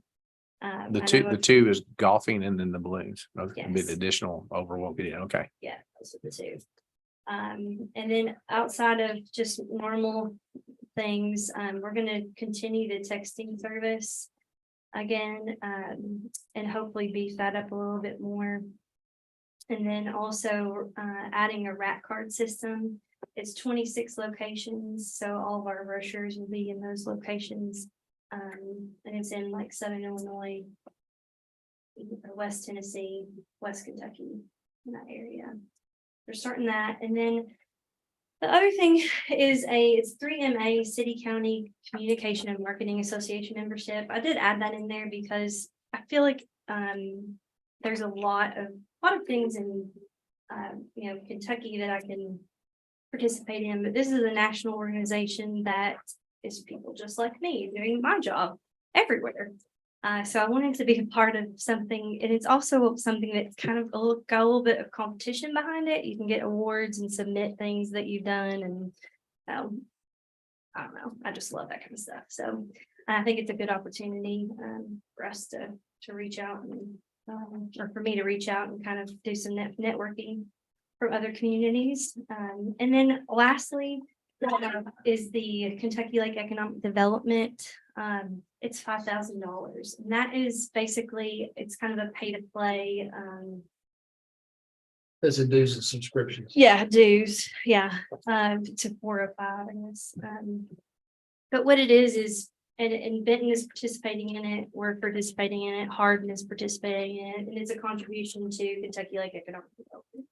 And, you know, they hired Elizabeth to look at industry, and this is just kind of our seat per se on the board to have a position in it. And we're all paying the same amount. There's not a difference in the amount that the cities are paying. So that was the other addition. And You're not doing the retail strategies. yeah, that's gone. And I think October is their ending there. And I'll have to give you an update on that later in a later time, but yeah, that's something that we're not doing this year. And I think that's really all I wanted to highlight. Do you guys have any questions? We've already discussed the wayfinding, so. Yes. And that's kind of in limbo, like John and Brad both agreed that, you know, with the construction on Highway 62, it's like, you know, do you put it up now or do you wait until it's all done? So it's just kind of, we're just kind of hanging out with that, but We are going Thankful to to- focus on the signage that can be done down here though in town. yes, like on Fifth Avenue. Yeah. When are they talking Cross about the streets. 62 project? I'm still waiting to hear back when they make their final decision. I know that they're tweaking it, but No timeline. I don't have one. Well, I'm guessing in the next 2 to 3 years, but I don't know that. I don't think they established a timeline with it being back. I don't think they did. I didn't hear one. No. I know that it's on their. There was a deadline for feedback, but I did look for, you know, when we were talking about implementation, and I never clocked one. I thought I'd look specifically. Well, I know they're looking at it fairly soon because they discussed on our multi-use trail, when we talked about making the connection to 62, that's when they came back and said, well, consider not doing that last segment of it, because when we do the interchange, we're going to wind up tearing that section out and redoing it. So instead of paying for it twice, would you just let us put it in the project? And I'm going like, well, I'm okay with that. What's the lifetime we think on the wayfaring signs? I mean, what's the anticipated life cycle on these things? I mean, Shopping Hills had theirs for probably 10 years, I'd say. okay. So, and they still look decent. Now, I mean, the quality of signs that we're looking at are really, really good quality. Right. They aren't like other communities that I've seen have had issues with them falling down. Mm. They're really built to withstand wind and the, you know, weather conditions. So I feel like we get I was getting more, you know, Couple we're gonna days. make it, we're gonna make an investment at that level, and we're supposed to be getting a major facelift down in a place where folks are gonna be looking for that to begin. Okay. anything else. Great job. Thank you. Thank you.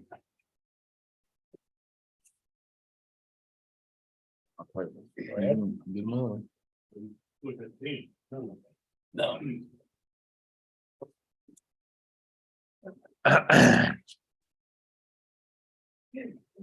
Okay, streets Oh, is gosh. I on, thought he was gone already. Streets. Hadn't you already gotten done by now? 25. thank you very much, 25. Streets. We're gonna buy futures and asphalt. What page? 25. We need it. Yeah. That's what we need it. Got that. Doing business is going up for, so fuel price is going up, so that budget line item going up. Maintenance, repairs, parts, all that's pretty raised up some this year. The only thing I've really put in for is a new ZTR mower for the street department. We need to replace one. So that's 16,000 there, and put my usual $20,000 for stormwater drainage projects and right away, another 20,000 for right away projects. And of course, all the paving stuff is in CIP. Even it's a pretty lengthy list. Yeah, if you want me to. Yeah. We actually have gone through some projects that have been on the burner for a long time, and we've not actually moved forward with Shark Cow being our biggest concern You're on page 52. on 52. Now, we have over $300,000 saved up in our mutual road fund. And my suggestion on that is that we take 300,000 of that plus 100,000 of our regular budget monies and do Shark Cow, and that's 400,000 what they estimated it at. With, and you were talking about expanding it a little bit, right? Yeah, And adding a actually, foot. this will be just from 1523 right past waste pad. Yeah. That's where it's getting all the traffic anyway. Actually, what we're gonna try to do is, we went in a couple years ago, you know, and we've done the shoulder work, widened it out, put 4-foot shoulders on it. So what I proposed with the engineer was to go in and actually try to widen that asphalt at least a foot wider on each side. And that should help sustain that a little better, so maybe they won't. Wall of their shoulders, yeah. So we're getting shoulders and then another coat. Yeah, then coat, then Yeah. cover the whole thing there, so it should be in really good shape when they get finished with it. Sixth Avenue, East Sixth Avenue, that's the block where we did the detention basin from Cedar to 95. We've got a bid on that already of 95,075 to redo that road, or that segment, that block. So that's there.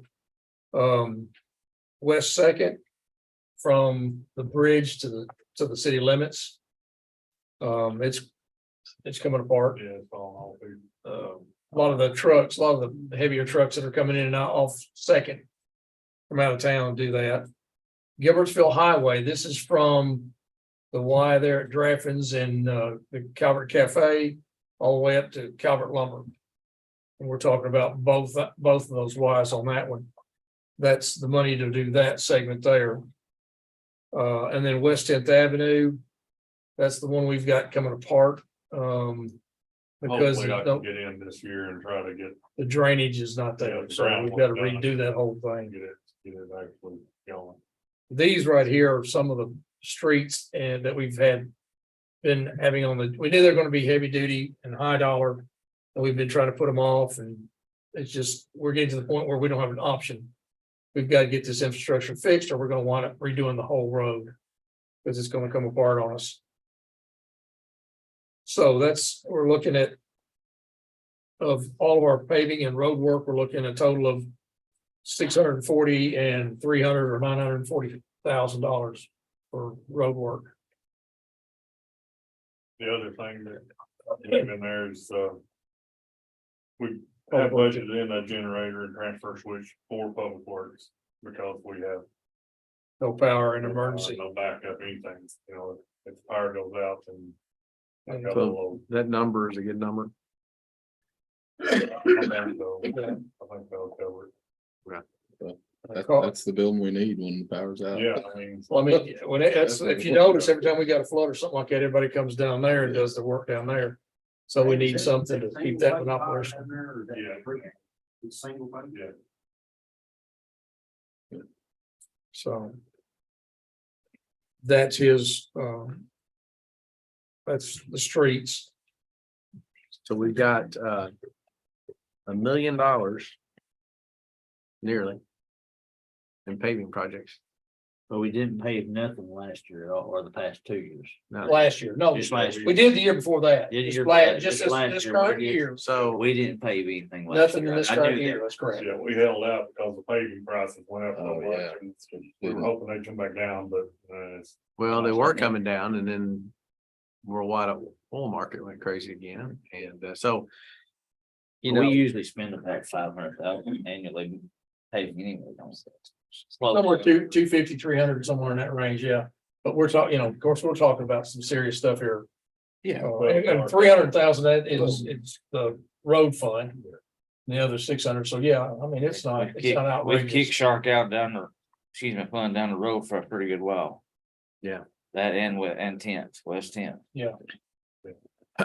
and there's, this is in the budget. They're still begging to be involved, possibly. We'll see. I don't know. I mean, so, but you, like you said, you can beg in one hand and kick a can down the road. Meanwhile, if you lose it, it's bad news. And that's, I mean, I know everybody remembers, we used to talk about Shark Eye like it was some big scary monster we'd never get done. And we cut it out of the budget because of that, and to get it in with other things in a balanced budget feels pretty good. Well, that's, John's done a lot of work with the different department heads, and it's been more of an emphasis on infrastructure and not letting stuff get away than maybe we have been doing in the last few years. And, but the mantra, if you can't maintain it, you don't need to be having it. So. I think that's about it on the streets, isn't it, John? that's all on the streets unless they've got questions. Sanitation is on page 29.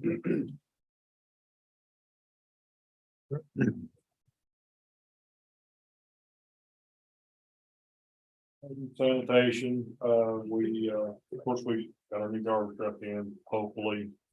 The maintenance expenses will go down now, but I'm not promising, because we've already had it in the job already. Sensor, I am putting in, that in, 15,000 on 505. yeah, putting in 15,000, for 100 more carts. Carts that went from, we paid $50, I think, about at least for the one we have now. Now they're over 100. Then shipping. They, Has this got the new label on it? this will be, this will be the new label and all that, but, what I'm doing, I buckled down on the sanitation and went through and trying to get this under control. The extra carts will be to replace folks that have art cans and a couple of theirs. So you're gonna start paying for whatever can you use. Right. Got my support. I mean, we That way. still got a very good deal running. Yeah. So, you have several places. Yeah. And Brad was telling me, I'm like, no, and then you open your eyes and drive around and it's like, yes. We have over 100 cans a week that we dump are not on their perfect. So it's not much, it's $700 a week. On average, but so I'm gonna try to get all that under control. So what percentage of those 100 extra cans will actually fit on the tipper? Well, Okay, don't answer the question. But we got the tipper for a reason, and the wellness of our employees is important to us. And, still, if you need that kind of, we're happy to haul it away. Yeah. But this becomes part of the monthly fee, and it's still a bargain. You need that extra rent. So the next time you do it, you should throw the whole can in there, right? yeah. Look out. And then leave one with a bow. One note is, put up at this Leave time, one with a next bow time, on top. That is not the first time I've heard that suggestion, Yeah. Jeremy. We gotta get rid of it. They won't get rid of it. But. I mean, we just have to. It's ridiculous. You don't have one of our cans, I have one more can't do. but you don't use it? Yeah, I use it. What'd you say you're guilty of? Another one out there as well. Sometimes, Uh, every now and then, I'm guilty. He's got a supplemental case. Listen, big households will fill Supplemental up. can. But mine will fit on the tipper. Yeah. But we're just, just trying So to, you, on the level, you can live with, but you peak out sometimes. Yes. Not every week, not every pickup. There's two sitting out there right I now. My understand. wife went through the garage last night. I understand. Overflow goes into the neighbors across the street and she knows that. I'm like, I'm using your can. She's like, What a neighbor. I can help you out with the house 2 doors down on the opposite side of the road. You know, I mean, if we enforce the garbage like talked it about should treat be, Barbara like nice. other cities do, then you would get that one can. It wouldn't be no crap piled out the side of it. You know, if the lid doesn't shut. Okay. And they're paying, well, we're paying $7 a month. They're paying, you know. 14, 15. 20 or whatever. Yeah. So, we're spoiled. That's a perk. We are. I Calvert mean, City, we are school. We are. Yeah. if y'all read up in the ordinance, we're way. Yeah, that ordinance has got to be straightened out. Yeah, the ordinance is so far out of date. They're still talking We're about supposed to have that. 32 gallons garbage cans. Yeah, self-supporting, it's supposed to be a self-supporting service, and we are about 200.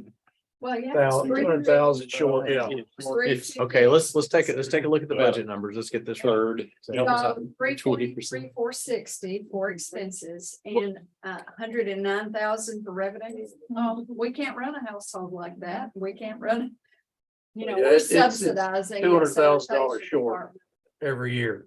So I'm trying to gradually break into that, you know, and get this under control. But we have talked about it in the Well, you past. can't do that about the rate. Yeah. It is. Well, we can only subsidize stuff for so long, and just like our water back here, Mhm. it is a big mess. So I agree. we've got to, I agree. taxpayers, I mean, they're paying for a service, and I agree. it's not right to subsidize this or that, or, you know. Well, we're gonna do what we can and That's right. this council provides the guidance and we're providing the facts. And knowledge and so we'll figure out the path, right? So I think most people have a taste for everything going up these days, so that's what it is. But anyway, we did up a little bit on maintenance, fuel. Just like every other budget, we've got to kind of go up. and keep. I think that's pretty much it on the sanitation. And then we go went over the park. That's it. That's it. It's that, yeah, I'm gonna do airport because there's really nothing to it. But we've gone over sanitation, cemetery. We'll have the general one after we talked about the airport, the general budget or general fund section of it and CIP is over. We'll talk about water and sewer fund. Okay. Thank you. Page 41 on the next one. If y'all don't have any questions, I'm sorry, I got jumped in myself. He's ready to get out. The only thing in the airport that I'm putting down in there is just that conference room. We didn't get to it, so I just carried that 6,000 to the next year. And while we've got some bipartisan infrastructure legislation money, I'm not really ready at this point in time to make a recommendation for a project with it. We're still working with Hanson. But at some point, I expect this year, probably this fall, we'll come to you guys with that information because we're getting money from the BIL fund, okay? And it's gonna be significant funds that we have to spend. We'll have the money, we'll have to spend it. But we're trying to make sure what we're gonna do is we can qualify and quantify. So we're not ready to make a recommendation on that, the use of that funds just Should yet. be a budget amendment type thing. Like Sorry? a budget amendment type thing. Yeah, it would be. We would take, like I so said, let's don't gloss over this. Okay, so the BIL infrastructure money, what do you think the order of magnitude is gonna be? it's 159,000 a year. Okay. So we're saying we're gonna recommend at some point adding building down there. Okay, and this is more on the plan to get the airport to be self-sustaining. And you need somebody down there making business in the aviation game that is gonna be sliding some money for facility usage that will start closing the gap on some of these expenses, okay? So you're not gonna make money running an airport, but general aviation is a recipient of a lot of grant funds, and proper management of the grant funds lets you develop. And so that's what John's talking about, is when we get a better handle on that in the next step. And, we'd introduced well, there's been some potentials there that I think some discussions had been on, and I think that idea of how we were going to further the airport planning, I think was kind of lost when you start looking at the cost of some of these buildings. You think, oh my goodness, we just got to, the hangars are self-sustaining. Okay, that's a loan. And they're full up and we have waiting list. Mhm. So that's gonna take care of that. Okay, so that's what we're doing. We're setting the groundwork and managing the funds through our board. And that airport is gonna be, it's not a high dollar gain. Now it could be if you get the right fixed base operator in there, it could really change complexion quite a lot, right? And so that's what this point is. But we're not ready for that. And it's not in this budget. Right? The revenues are gonna be there, but we don't have anything projected for it, because like I said, we still want to make sure that what we're gonna do is something we can actually justify, So so. both the revenues and the expenses are. That's exactly right. I want to make sure that when we spend this money, we spend it on something that will actually benefit that airport and the city. So, but I think we've got an idea but at this point, I'm not going to say that that's what we want to do because I'm not 100% there yet. So, but we have that 159,000 that you saw added. That was the BIL money. So that's in the revenues. that's line 45, 450 of page 7. Then the other revenues that you get from the airport would be somewhere near 50,000 in fuel and somewhere near 50,000 in airport hangar rentals a year. That's an approximate figure. So that's our standard income, plus there's FAA funding. And the funding doesn't come directly to us, the funding, because we are not the owner of the airport, we are the manager. So the funding actually goes to the state aviation and then comes to us. They filter to us, but we do get us in projects that they do for us. Is that, or do they actually give us money? The state. well, it depends on the situation, but it does both. They'll reimburse us for a lot of the stuff that we do. Right, they'll reimburse. That's how they generally handle it. There's a lot of paperwork, a lot of signatories, and it just flows. I mean, I remember. It just being on flows. that board about the 150 a year, we had to get Right. certified or qualified get on the good list again. But it never shows up as revenue to us because we're not the owner. That's correct. Because it doesn't come to us until it's a reimbursement. So I do know that the state is going to wind up repaving the taxiways and the ramp in the next year or so. Right now, they're still trying to work out the issues on the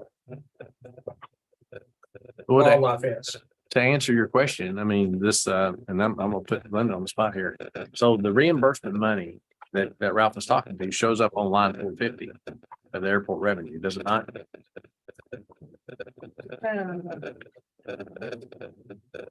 It's not there right now.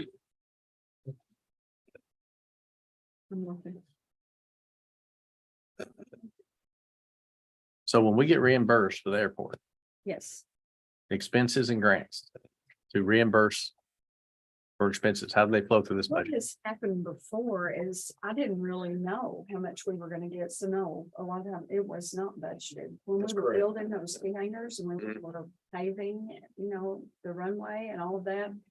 It was just an in out thing. Like we paid it, then they reimbursed us fully. Mhm. They were paid fully. So now it did flow through. But it was not budgeted, Let's, in yeah, answer to your question. yes. But this year, we are putting that 159 in there because Right. that money should come to That's us. the BIL, that comes to us. And- But the $311,000 here on estimated 22-23. Oh, that's because this year we did get 200,000. That was the first 2 years of the BIL money. Yes, we did actually get 200,000, and then we got a couple of little things with CARES Act. And they were reimbursements that were for fuel. That's exactly Yeah. what it was for. I sent in receipts and we were reimbursed through that CARES Act. It was some money Hanson helped with for us to get. So we did get a few Helicopter things, money. few things like that. So that's what that money is. You'll see on there in 620 and 645, you'll see that's the hangar and the fuel estimates. I'm sorry. Catch it. Yes, I told you I was blindsided. Okay. Okay, and I guess if I'm not mistaken, that's got basically our general fund. And again, you'll go back to page 1. And see that, the revenues. Municipal road aid, we're at 3.6, we expect to be at 316,600 this year. For the municipal road aid, to use 300 of that for the Sharkell, and that'd leave us with 16,600. ABC regulatory fee there shows the $150,000 plus the $600 in interest. And the 17,000, that's 11,000 for the state fire aid. And what was the other 6 on that, Linda? On, State fire aid. We got 17 instead of 11. it was interest, Interest, okay. because interest is becoming a factor, but Okay. I'm budgeting again. So, and I then, didn't budget last year. then the bottom lines, you'll see the cost. So we expect to end up with 6,021,000 in general fund, 518,811 in capital projects, 16,600 in the road aid, 232,596 in ABC regulatory fees. Other is 94,660, and then 6,000 in fire state aid. So ending the end of the year with 6,868,687. So, and that takes care of a lot of our infrastructure issues, especially with paving that we've been needing to deal with. As well as some other projects. So.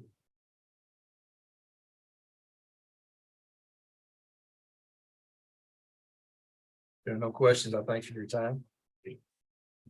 And I only got one sheet, did I? You know, friends, you want the water and sewer. I'm gonna let them get that with it. yeah, that should be in there. 53 through 62 is the water and sewer. You all should have that. In the book. In the book. In the book, pages 52 or 53 through 62 are gonna be the water and sewer. Okay. Talking about It's this, all in the book this time. talking about sustaining operations and making ends meet. We got a little taste of that. And some sanitation.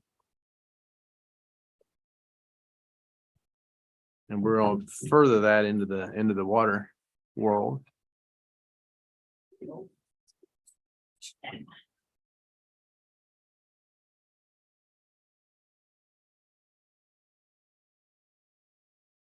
Hey, Dan, you ready to go? Well, unless you're gonna put it on Tim, Tim's gonna take care of it. Dan and Tim. Tim's here for support, right? Well, Dan, Tim and I worked on this, so. I mainly put the numbers in and I did look back at things. Make sure that mic's on for you. There you go. There you go. Sorry, y'all, I'm old. That's it. Oh, that's fine. All right. Where we want to start? Yes, the first page, 53 is the revenues, and we just kind of went through, looked at our past revenues, tried to factor in what our increase would be. That's kind of that's all we did. We kind of just looked at where we've been and came up with our numbers. Yeah, we did go back and look over everything. Some areas were slightly up and some were slightly down, but we took into consideration where they were against what we were getting this year on in actual budgets, and we projecting estimated this year $1,660,000 in water, and we're budgeting $1,714,000 on the first page there. And then in sewer, total revenue was 673, and we're budgeting that at 651 for this year coming up. So we're holding it relatively flat, and we do have the cost of living adjustment that goes into effect about mid-year. And we don't anticipate too many new customers this year, so trying to hold everything pretty flat with that. So on the expenditure side, So let's just remind council, I mean, council doesn't usually look at this level of detail. This is their second time. So the water system extends outside the city's borders. The sewers almost exclusively, all but exclusively inside. So there's a subset of water customers that also have sewer. That's why you see that, I look at my sewer bill at the house, it's like twice, but remember the number of service customers. Tim, do you know right off the head what the sewer versus water is numbers? Okay, that's okay. I should we've got about 1,560 water meters that we estimate Mhm. for customers of water. Okay. And so sewer would be somewhat less than that because it's all within the city limits. Yeah. Expenditures in the water area. As you all know, Tim is acting as our superintendent. He's also acting as our lead maintenance man, and he's doing a good job at that and is keeping us operating and everything. But we budgeted for a superintendent because Tim's preference is to be the lead maintenance man. And if we can get that all worked out, so we need to get a superintendent in there, and we budgeted about 75,000 of additional payroll in there. And we also budgeted for a operator as well in there, another operator in there. We're operating with Tim, Daryl, Glenn, Bobby Henson, and Curtis right now. And so we need another operator to bring on and to train and to get into place. And then, of course, we would add the superintendent to that as well. And that's in those hourly employee numbers is where that's included. That's all of our employees now, plus the 2 new ones. And we do divide that up 70% water, 30% sewer for total cost. Okay, and one of the other items in the water expenditure under the line item. Let me get down into expenses here. Maintenance and repair line item there under systems 220 on your left-hand column. We've been running about 322,000 this year, 350 estimated for the end of the year, but we lowered that to 250 in the budget for next year because we had to use Reveal a lot to help us get the rest of the water meters installed, the new water meters installed.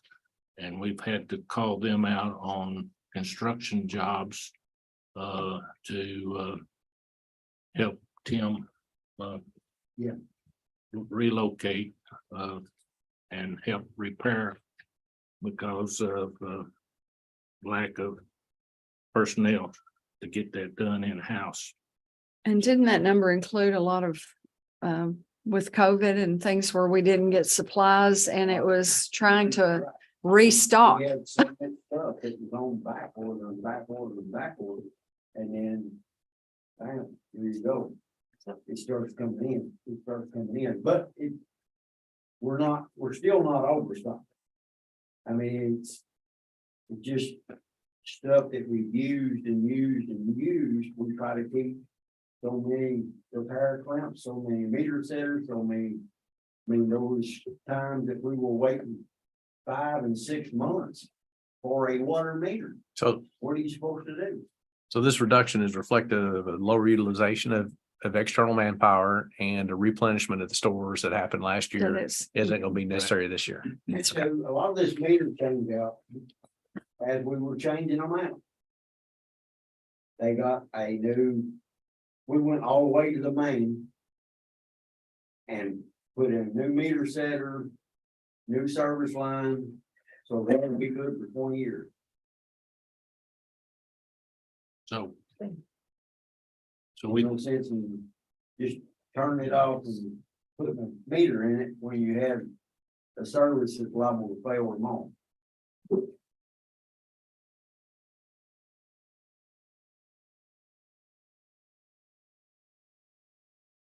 and then utilities is another large cost for really.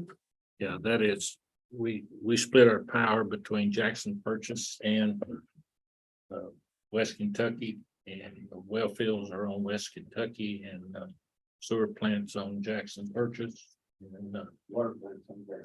we did do some calling, and but they couldn't tell us what the rate was gonna do. But we're estimating that should be sufficient. They didn't act like it was gonna go up significantly this year, so.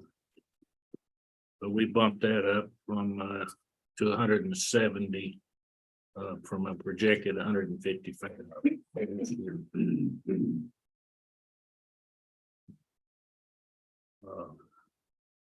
Those are the main items in the water area. Professional and technical services that would include some of the Rivercrest engineering cost as well when we do projects with them, and they have been real helpful with us in some areas this year where we've been shorthanded with good knowledgeable people in water and sewer, so they have filled in and helped us. That Rivercrest is very involved across the region, and in the situation we're at, we've been able to increase our usage to help take care of some vacancy in the manager part. And it's necessary to do, so you can get in line for grants, get the paperwork filed. There's a lot of administrative stuff, and Rivercrest glides through that. They deal with it every day. They glide through it. They know what to do. They grab us by the hand, and of course, it's not free, but they get us where we need to be. Make sure we don't miss out.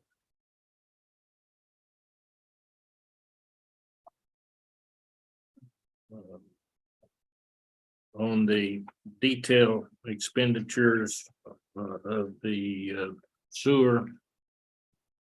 Before we get into projects, the payroll cost is going up there, of course, for the same reason, and I mentioned earlier, which Linda said we allocate that 70-30. Under we budgeted another 65,000 under technical services there, another 85,000 under repairs and maintenance. And that takes care of all of your lift stations across the city. And those big pumps, when they go out, they're very expensive.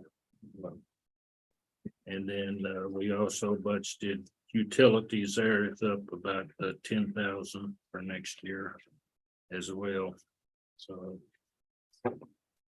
And then on page 59, I did budget, well, and it's also in water, but I budgeted in the loan expenses and service fees. It's for Cypress Lakes and the new wastewater treatment plant. What line number is that? 441, 442, Okay. 443, and 444.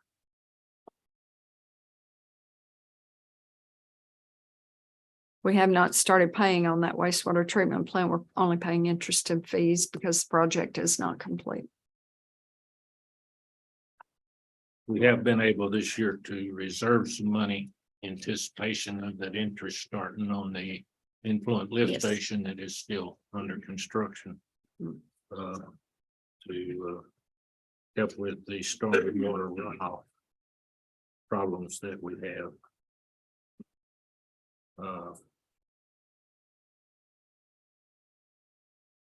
Then do you have that, 505 page 61? So what, I said you have page 61 for this, so you can go over the sewer. Technical equipment. Yeah. Yeah.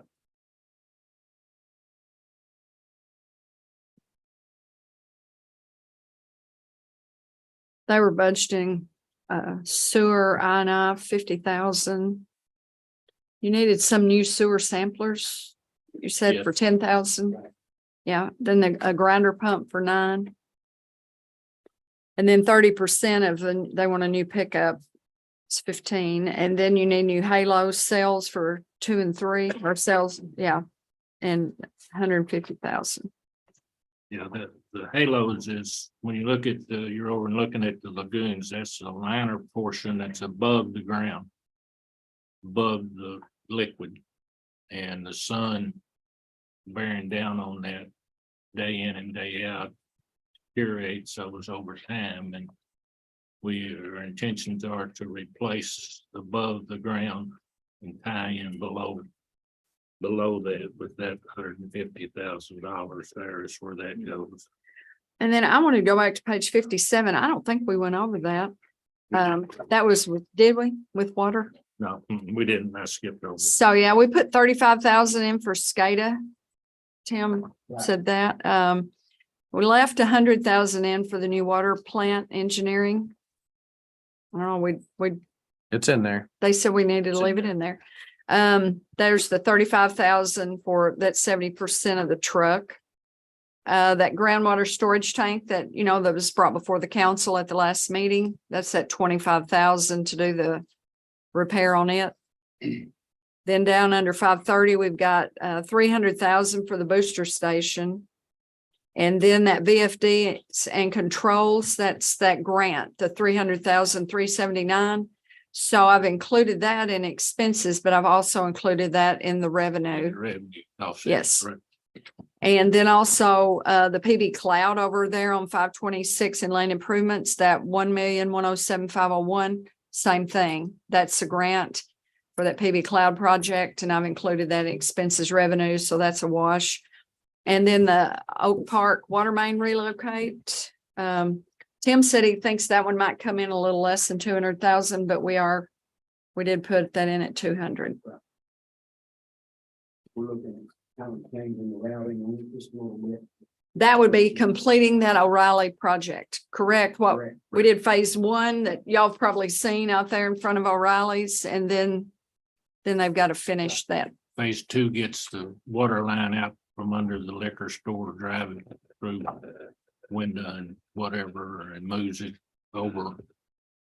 Goes up and then ties back in on Oak Park to get that where we can maintain it and get it off of their property. So the VFDs and the controls have been ordered, but they've got a lead time on them. Takes 12 months, something. Be about 9 months. 9 months, something like that. I hadn't heard that. I thought things were getting a little better in that world. Okay. Yeah, that we had to use some pumps. Mhm. Right. Understand. You can rebuild anything. In summary, I mean, we're running our total revenue versus our expenditures, capital expenditures, payment on interest and everything. Currently, we're estimating a negative $8,500 over the year. Yeah. And that's starting out the year with $900 in our checking account. 900,000. 900,000, yeah. Mhm. And I wanted to tell you, on that page 62, where it's in the revenues, the capital grants, loans and transfers. Of course, that includes that 300,379 for the VFDs and controls, that grant. The 1,107,501 for PB Cloud, that grant, and the $180,400 for Old Gilbertsville water main, which that project's already complete. We've just been, and we have finally submitted all of the paperwork that we have to get in to get the grant. We have on all three projects now. Everything's in and we're just waiting. So that's where that 1,588,280. Then when you go down into the expenditures, the capital and debt retirement. So in that number, I have included the principal payment for the water meters of 90,000. 140,000 principal payment for the wastewater treatment plant loan, 26,000 principal payment for Cypress Lakes loan, 20,600 for the Cypress Chestnut loan, and 20,600 for the Heights area phase 4. So the loan payments in that is 297,200.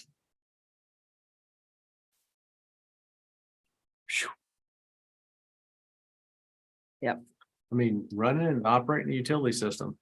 Is a lot. And again, this is one of those things, I mean, it's not quite like the airport, but I mean, the state realizes it's a margin business.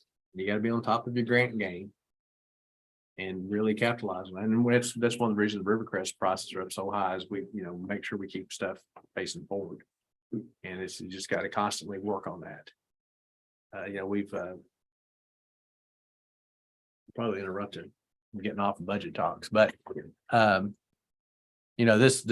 fact is when things get broke, they got to be fixed. And when opportunities present themselves, we'll have businesses that need things and major things, and we've got to react to it. I mean, we've got to keep that going. In the budget talks, we got some good news going on the revenue side on both the water and the sewer that we can't really write a hot check, but we got some things moving in the right directions that are going to start looking better for us. But right now, we're dripping red right there. We are. Of course, I know it's the city, but it's the 1.3 million that you guys did set aside for water and sewer to use for infrastructure if they needed it. And they have paid that back. They did, well, not all of it, but they have 925,000. So that is available for them if they need it to use. Okay. So Hope we don't need it. Hope we don't, right? hopefully they won't need it, but, and they are paying that back 5,000 each month, and it just adds up. I mean, they're getting it right back up there. So the infrastructure in booster station upgrade, the SCADA, the VFDs, the meters. So the infrastructure of the water department is stepping up and it's costing money. But that's the future. That's what, these expenses, we got the one that Tim explained why we went from 350 down to 200. And we want to see more of that by these investments. We're at the end of useful life on this stuff and you got to keep it going. Thanks, man. Dan, you got any more points to make? No, I'm good. Everybody else is, they got any questions? Okay. No, if anybody has questions for Tim or Dan or. I think we do have a good group of guys over there now, and hopefully they're learning and getting better and keeping things. Oh, we have great workers and we have a great board right now. Right. And a point of, well, not, I was gonna say trivia, I don't mean to be trivia, but that I don't think I knew when I was sitting in this chair is that the front office staff, 50% of the clerks in Glenda are allocated to water and sewer. I mean, they do a lot of water and sewer activity, getting the month bills out, getting the meters in. And they're going to charge an extra 10% for the hard time the water guys give them just by being in the office. But But I did ask Linda and she gave me that she thought that was about the right allocation. So that's something that, you know, you're up here. So water and sewer does reimburse the city for half of our salaries. I even challenged her on. He did. I'm telling you, I thought maybe John was trying to slip some money over on. he did. He was like, "Are we paying for John?" I said, "No, you're not." Not any of that administrator. All right. Snow Council is doing all they can to help. And they thank you. Water and sewer, thank you. I'm gonna be with you on my next red meeting. We've been doing the spring cleaning. That pressure washer's been going. That shower running. Yeah, that, Before we get into reading the first page of the first reading, or you want Yeah. to move on?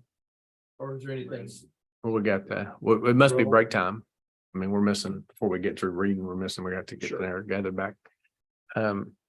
Anybody need a break, an extra cup of coffee, an iced tea? There's still a lot of cake in there.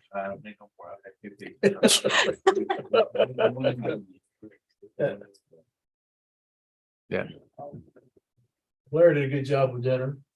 Thank you, Blair. One of our, that was by one of our local restaurants as well.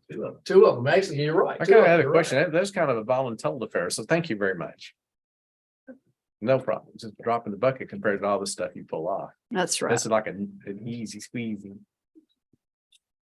How's the kayaking going? You got many pre-registering? Is there a limit to how many people are gonna float down? Upped it by 20 yesterday, and we have about 4 spots left, Oh, me. so we're at 66. That's not this weekend, it's the next weekend. Right, not this Saturday, but next Saturday. Okay. Anybody wants to volunteer? Happy to help. If I'm here, I will volunteer. It's actually one of the easiest events to volunteer for me. Because all you gotta do is just stand at the tent. There's pretty easy. Like 30. Although I'd like to be on a kayak. You- Work. It wants work. It really wants. Is there gonna be a chocolate festival phase 2? Yeah, Second. I think we're gonna expand it to 2 locations. Like kind of like the Christmas festival, the Christmas bazaar. Yeah, because it was crazy. We went through lots of hot chocolates. I didn't expect that. Yeah, I thought it was gonna be easy. Yeah, and then we became a professional at making hot chocolate. Sorry, it's taking a while. Okay, so we're moving right along the agenda. And now we gotta actually do some work. So after all that talking, we've got the ordinances to go with it, right? Yep. Okay, Well. so we've got copies of the ordinances in, You should have copies of the ordinance. and they're outside the binder.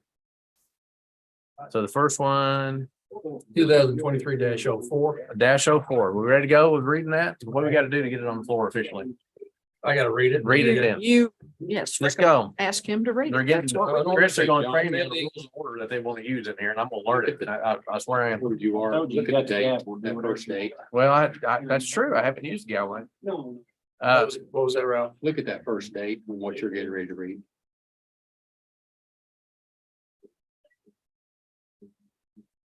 We can make it, well. No, that's right. Or This is the amending ordinance. This is not the budget ordinance, the amending ordinance. Right, For the budget of this year. So no, well, yeah, amending budget this year, that date should be 2022 where? at the top. No, Estimated fund balance. this ordinance is this ordinance. This is an amending ordinance, so it's 2304. The ordinance we're amending is 2205. But this is 2304. This, No, I'm, We good? I'm trying to think. We're not good. I'm not following. Help us out. Oh, I messed up there. Oh, well, he's Yes, looking at I a different did. sheet of paper. I'm looking at my own apparently. Oh. I printed my own. That may be what it is. I'm sorry. Well, let's see what you got. No, we're on the wrong page. No, Which one? Which one? I'll change that route. June 30th, 2023 beginning should be June 30th, 22. 22. Yep. On the next that's page. what I thought. Oh, you're Yes. talking about a We different really. page. Oh. So this page right here, the This starting he's date on, we're should be thinking, 22. You with us there? Oh, All right, now I see where you're at. Now we're with you, Ralph. We're just slow. Okay, I was on the first page. You're on the second page. I'm sorry. Yeah, well, Okay, I jumped ahead. He jumps to the numbers. Are you ready? You know. Back to the numbers. I was skipping in the narrative. ordinance number 23, 2023-04, an ordinance amending second amendment, 2022-2023. Budget ordinance, ordinance number 22 or 2022-05. Whereas the city council wishes to amend the 2022-2023 budget to more accurately reflect anticipated revenues and expenditures for the fiscal year in order to document authorization for expenditures in excess of original budget appropriations and establish the availability of funds for transfer to the city's capital account. Now therefore be it ordained by the city of Calvert City, Commonwealth of Kentucky, that the 2022-2023 budget ordinance number 2022-09. No, What? 2022-05 I changed that. I'm is sorry. hereby amended to reflect, because we're changing the original ordinance, not amending ordinance. Is to reflect the foregoing modifications as follows. Thought I changed that back. Sorry. Estimated fund balances from beginning June 30, 2022. General fund goes from $6 million to $7,504,386. Capital projects goes from $2,592,500 to $753,525. Special revenue fund goes from $589,501 to $592,651. Property taxes general fund, $1,187,500 to $1,300,000. Payroll tax from $1,400,000 to $1,500,000. License and permits from $1,420,000 to $1,700,000. Intergovernmental revenues from $40,550 to $52,000, and special revenue fund from $50,350 to $61,500. Fines and forfeitures from $2,000 to $8,000. Charges for service from $108,000 to $113,000. Other revenues from $367,100 to $700,000. Capital projects from $0 to $14,900. Special revenue fund from $141,000 to $178,500. Total estimated revenue under general fund from $4,525,150 to $5,373,000. From capital project fund 0 to $14,900, and special revenue fund from $191,350 to $240,000. Total resources available: general fund $10,525,150 to $12,887,386. Capital project fund total is $2,592,500 to $768,425 rather. Special revenue fund $780,851 to $832,651. Estimated appropriations in general government from $1,030,349 to $965,000. Capital projects from $350,000 to $245,000. Police from $1,092,168 to $1,080,000. In capital projects fund from $37,000 to $0. Special revenue fund from $217,532 to $173,500. Fire department general fund $198,550 to $133,000. Special or capital projects fund from $35,000 to $0. Special revenue fund from $11,000. It does not change. Street department from $1 million in general fund, $1,012,350 to $975,000. Capital project fund, $652,500 to $455,000. Sanitation general fund, $329,300 to $310,000. Capital projects fund from $230,000 to $222,500. Economic development and general fund from $258,700 to $245,000, and capital projects fund from $100,000 to $0. Parks general fund from $556,300 to $515,000. Capital projects fund $211,000 to $102,000. Airport general fund from $136,390 to $126,500. Fire training center from 50, in general fund from 55,000 to 22,000. Cemetery and general fund from 30,000 to 20,000. Total estimated appropriations in general fund from 4,699,107 to 4,391,500. Capital projects from 1,615,500 to 1,024,500. Special revenue fund from 228,532 to 184,500. Excess of revenues over or under appropriations. And the general fund from a negative 173,957 to a positive 981,500. And capital projects fund from a negative 1,615,500 to a negative 1,009,600. Special revenue funds from a negative 37,182 to a positive 55,500. Transfer and in and out from zero in general fund to 2,485,886.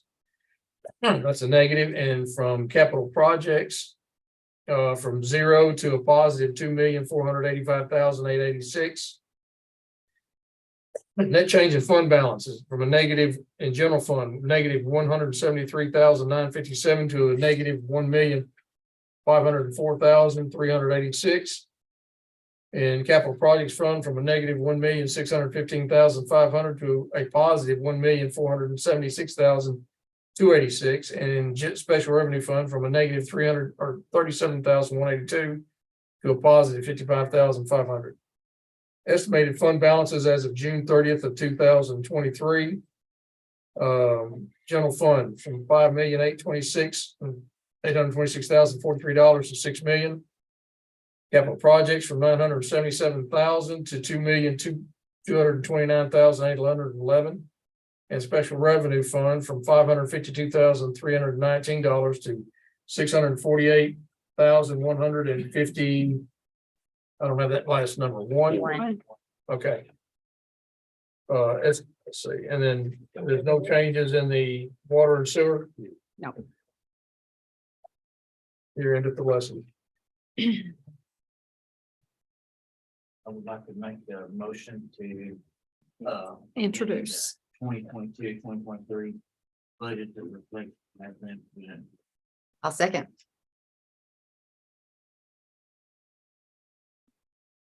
We're good? No discussions?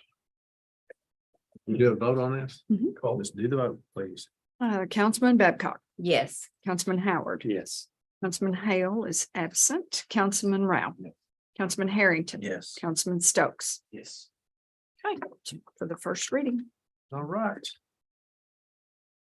The next one. Ready for the We're next one? ready. Summary of an ordinance 2023-05, establishing a personnel pay classification plan for the fiscal year beginning July 1, 2023, and ending in June 30th, 2024. Pursuant to KRS 83A.070 sub 2 and the Calvert City Ordinance subsection 31.02 sub B and C, the city council has adopted a personnel pay classification plan establishing compensation rates for the various classifications of employees of the city and non-elected city officers for the fiscal year beginning July 1, 2023 and ending on June 30th, 2024.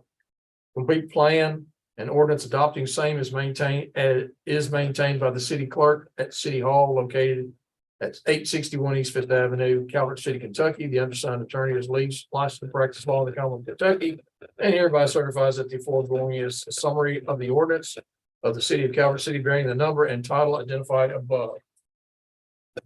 You also have a full copy of that ordinance. So the summary is all we have to read. Is the elected officials not supposed to be listed on here? No, We're not. city officers, not elected officials. Were they previously? They were. That was. And Greg changed. He changed it back. He had, in reading it, he I had. think it was last year he changed that, or the year before, because he said that one. They were there last year. I know, I think he changed it I after don't that. He know. changed it to that. It has They've just, always been there. So that's They why I was have. I asking. think what it was, because it says in the actual KRS, it says city officer, not city official, elected officials. Okay, So elected officials are not necessary on this. okay. I'm sorry. Thank you. they are in budget. You are but not in- correct, on this. Tamara. Okay, I was like, I know, we're missing something. No, you do remember that, yes. Yes. They haven't, I don't think it was in our last year. I think they were in there last year. I had left a lot. They've always been in there. I have. What the pay rates for elected? Yes, I just need a They, motion. this is the first time I've not seen it in here. Second. Jeremy? Yeah, he changed it back after that. He did last- change that. Yep. Okay, Kevin, did you second that? Yes, sir. Okay, thank you. Councilman Stokes, Yes. Councilman Harrington, Yes. Councilman Rao. Councilman Hale is absent. Councilman Howard, Yes. Councilman Babcock. Yes. We just went through that. I was out of the room. Okay, And the last one of the night is ordinance 2023-06. If you're ready, sir. Sure.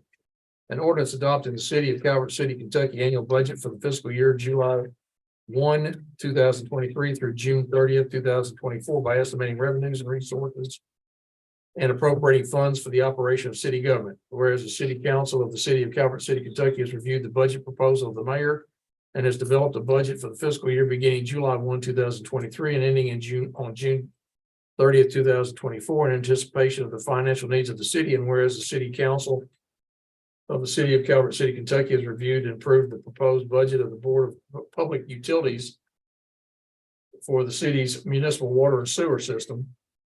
Is that the proper name for that? Okay. that's fine. Now therefore be it ordained by the city of Calvert City, Commonwealth, Kentucky, that the annual budget for the city, including the city's municipal water and sewer system for the fiscal year beginning July 1, 2023 and ending on June 30th, 2024, hereby adopted as follows. General fund estimated value fund balances as of July 1, 2023. General fund, 6 million. Capital projects, 2,229,811. Special revenue fund, 648,100. Estimated revenues, property taxes, 1,197,000. Payroll taxes, 1,400,000. Licenses and permits, 1,470,000. Intergovernmental revenues, 51,500. General. Special revenue fund, 61,000. Fines and forfeitures under general fund, 3,000. Charge for services, 109,000. Other revenue under general fund is 520,600. Under special revenue funds is $169,160. Total estimated revenues, general fund, 4,751,100. Zero in capital projects and special revenue fund is 230,160. Total resources available in the general fund, 10,751,100. Capital projects, 2,229,811. And special revenue funds, 878,260. Estimated appropriations, general government under general fund is 1,049,200. Capital projects, 260,000. Police, general fund, 1,061,446. Capital projects, 50,000. Special revenue fund, $217,405. Fire under general fund is 173,550. Capital projects, 75,000. Special revenue fund, 11,000. Sanitation, general fund, 1,097,564. I'm sorry, that's street, not sanitation. I'm going like, yeah, I didn't think I read that. We just right. fixed that problem. Capital projects, 902,500. And special revenue fund, 300,000. Sanitation, general fund, 343,460. Economic development, general fund, 248,750. Parks, general fund, 544,260. Capital projects, 322,000.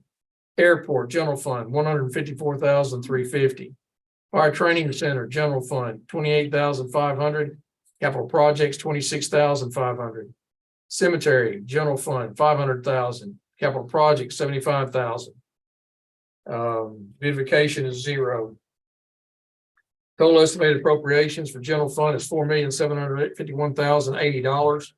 Capital projects is $1,711,000. Special revenue funds, $528,405. Total estimated appropriations excess of revenues over under appropriations. For general fund is a positive $21. For Caltex is a negative $1,711,000. For special revenue funds is a negative $298,245. Net change in fund balance. $21 in general fund, negative $1,711,000 in capital projects. And special revenue funds at negative $298,245. Estimated fund balances as of June 30th, 2024. General fund, $6,021. Capital projects, $518,811. Just special revenue funds, $349,856. City of, the municipal water and sewer estimated fund balances as of June 30th, 2023, $900,000. Estimated revenues from operations, $2,365,000. Capital grants, loans and transfers, $1,588,280. Total estimated revenues, $3,953,280. Total resources available, $4,853,280. Estimated expenditures, operations or operating, $2,227,700.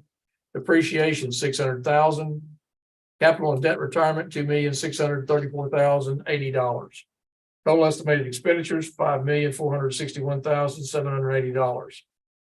Excess of revenues over or under expenditures is a negative $1,508,500. Depreciation, $600.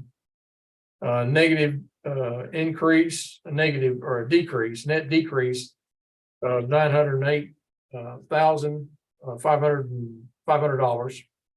Estimated fund balance as of June 30th, 2024, negative $8,500. Here in the blessing.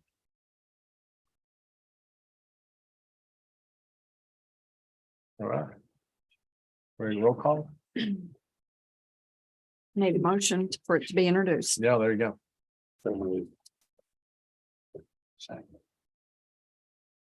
A motion in a second. Second from Chris. Councilman Rao. Yes. Councilman Harrington. Yes. Councilman Stokes. Councilman Babcock. Yes. Councilman Howard. Yes. And Councilman Hale is absent. So it passes for the first reading. Business. Kevin. One thing looking like there with our agenda, I have a motion. Second. At 7:39. 7:39.